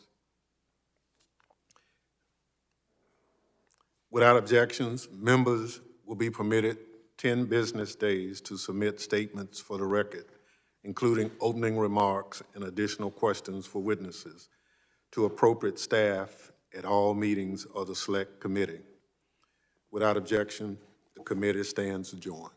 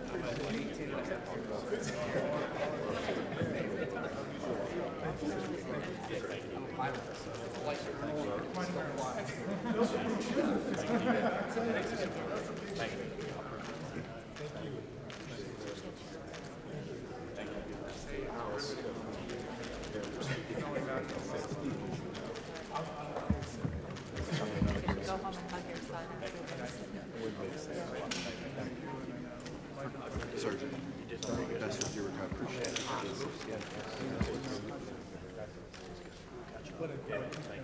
Hey, man, sorry.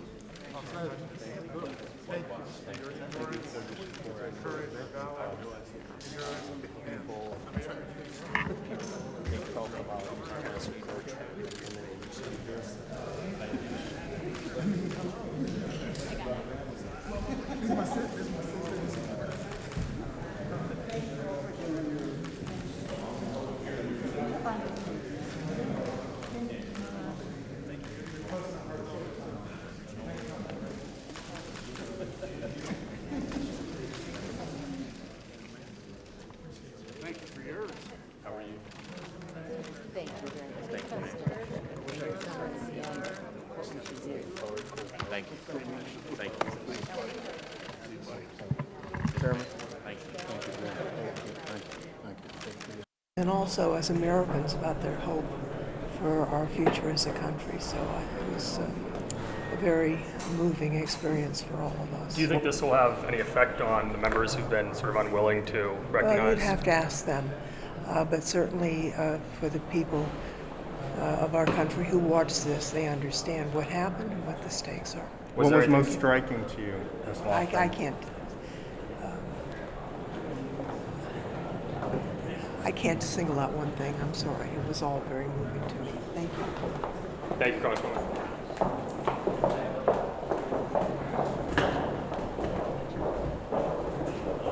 What did she say? It was all very moving. Okay. Do you know what camera this is? This is the one that's on camera at 12. This is the back door camera. The side door one? Okay. Thanks. Yeah, text that to me? Yeah.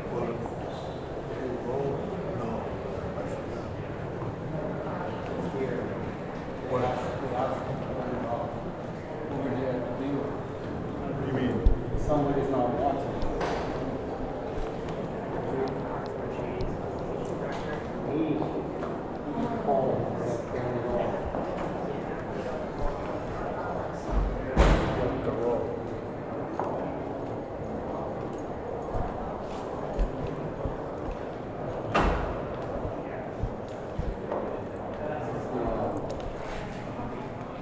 It's not on. This is on. Okay, so they should be recorded. There's nothing in here. You called before, you asked them to turn it off. No?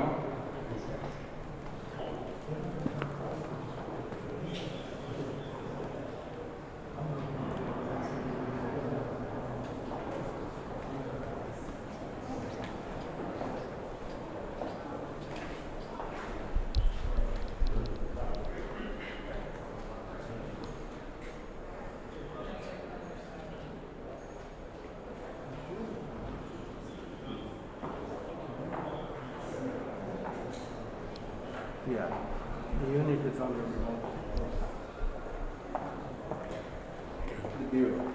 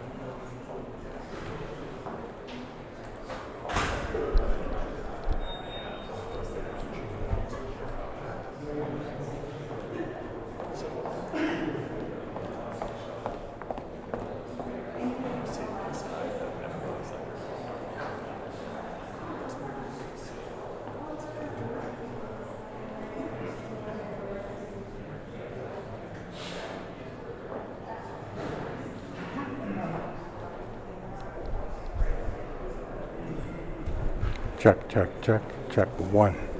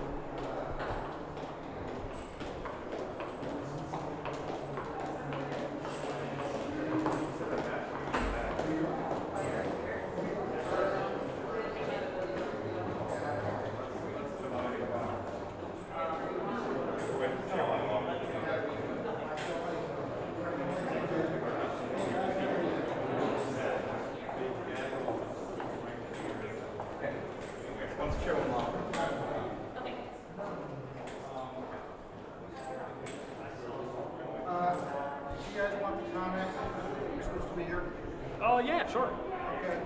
Business is business, and operation diligently pursue your business. You'll give us the business. Thank you.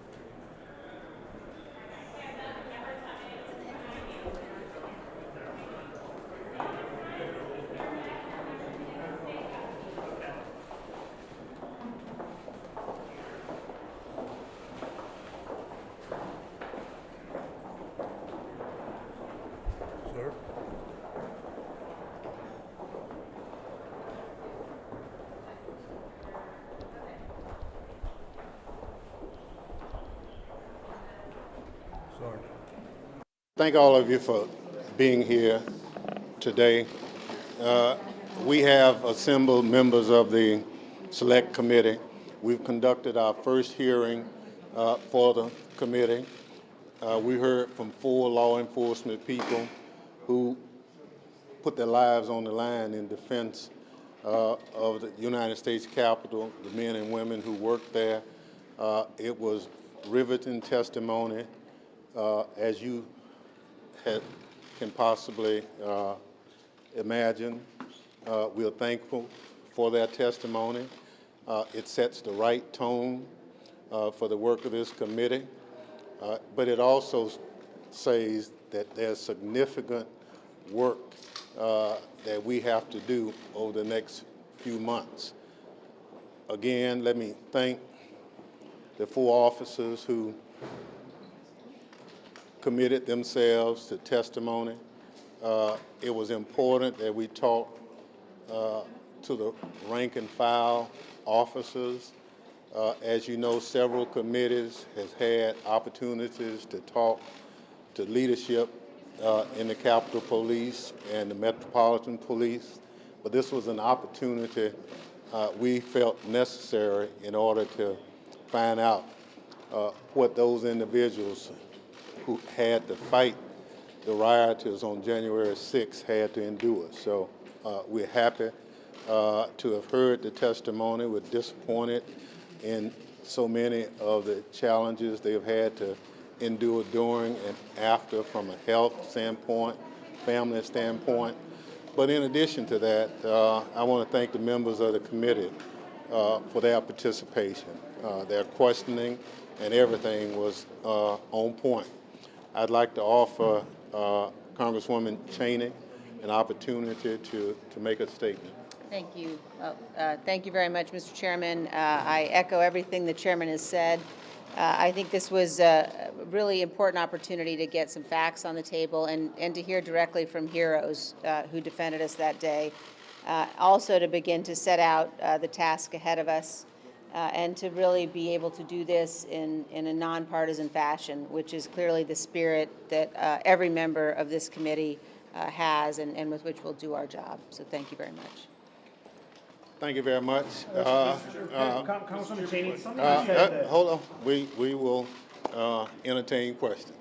Congresswoman Cheney, it's something you said at the onset of this hearing. You said we must also know what happened every minute of that day in the White House, referring to the Trump White House. He said every phone call, every conversation, every meeting leading up to, during, and after the attack. Why, first of all, why do you think that is so central to this investigation? And is there agreement among the chairman to go down this road? The chairman has said, everyone has said very clearly the investigation is going to go wherever it may lead. And obviously the events of that day at the White House are a focus, and making sure that we get to the bottom of everything that went on. Every minute of the day is something the American people deserve. The 4 officers, if you heard my last question, we asked them what would they like to see from this hearing. And they, without exception, said we'd like to know who participated in it, who financed it, who encouraged it, who orchestrated it. And part of that is the challenge of this committee. And so we will follow the facts. And as I look at the committee, and I said to them earlier, I don't see one shrieking Violet, although we have one member who has a daughter named Violet. But other than that, we'll follow the facts. To that end, Mr. Chairman, you guys are about the House is supposed to go home for 7 weeks after this week. How do you build on this? What do you do next?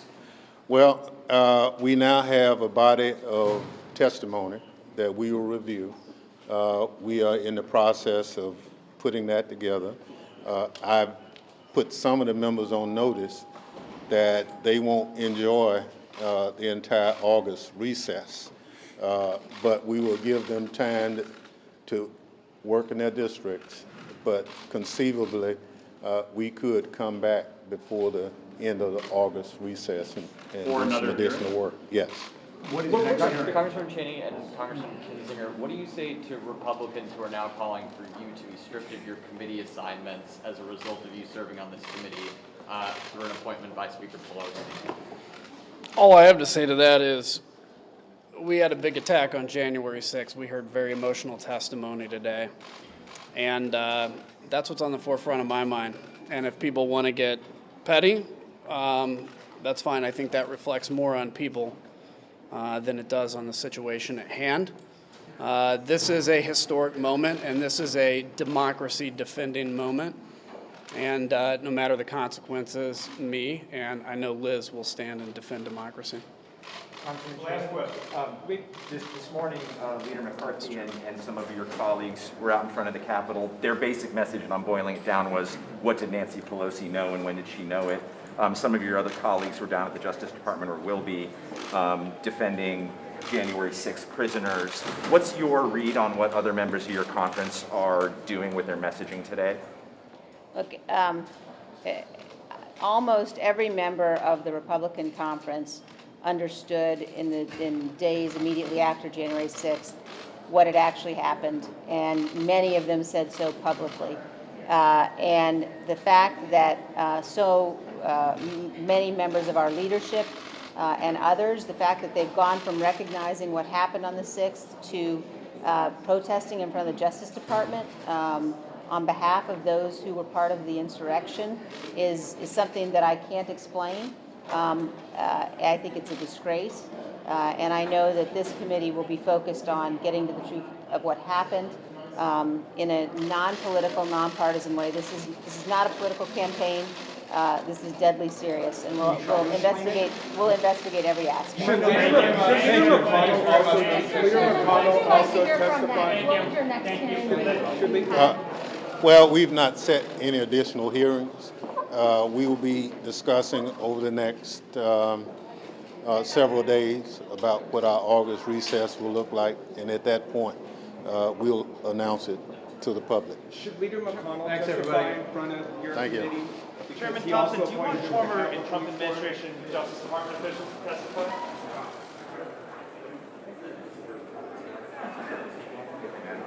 I'm back on the train.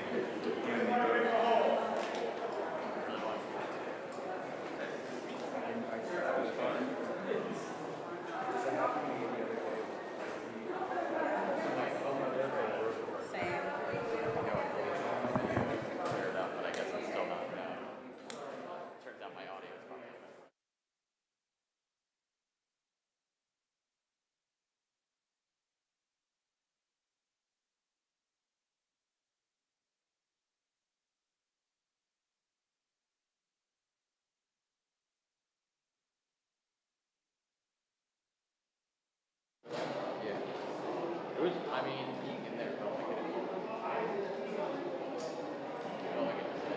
How you doing, Ash? Living life.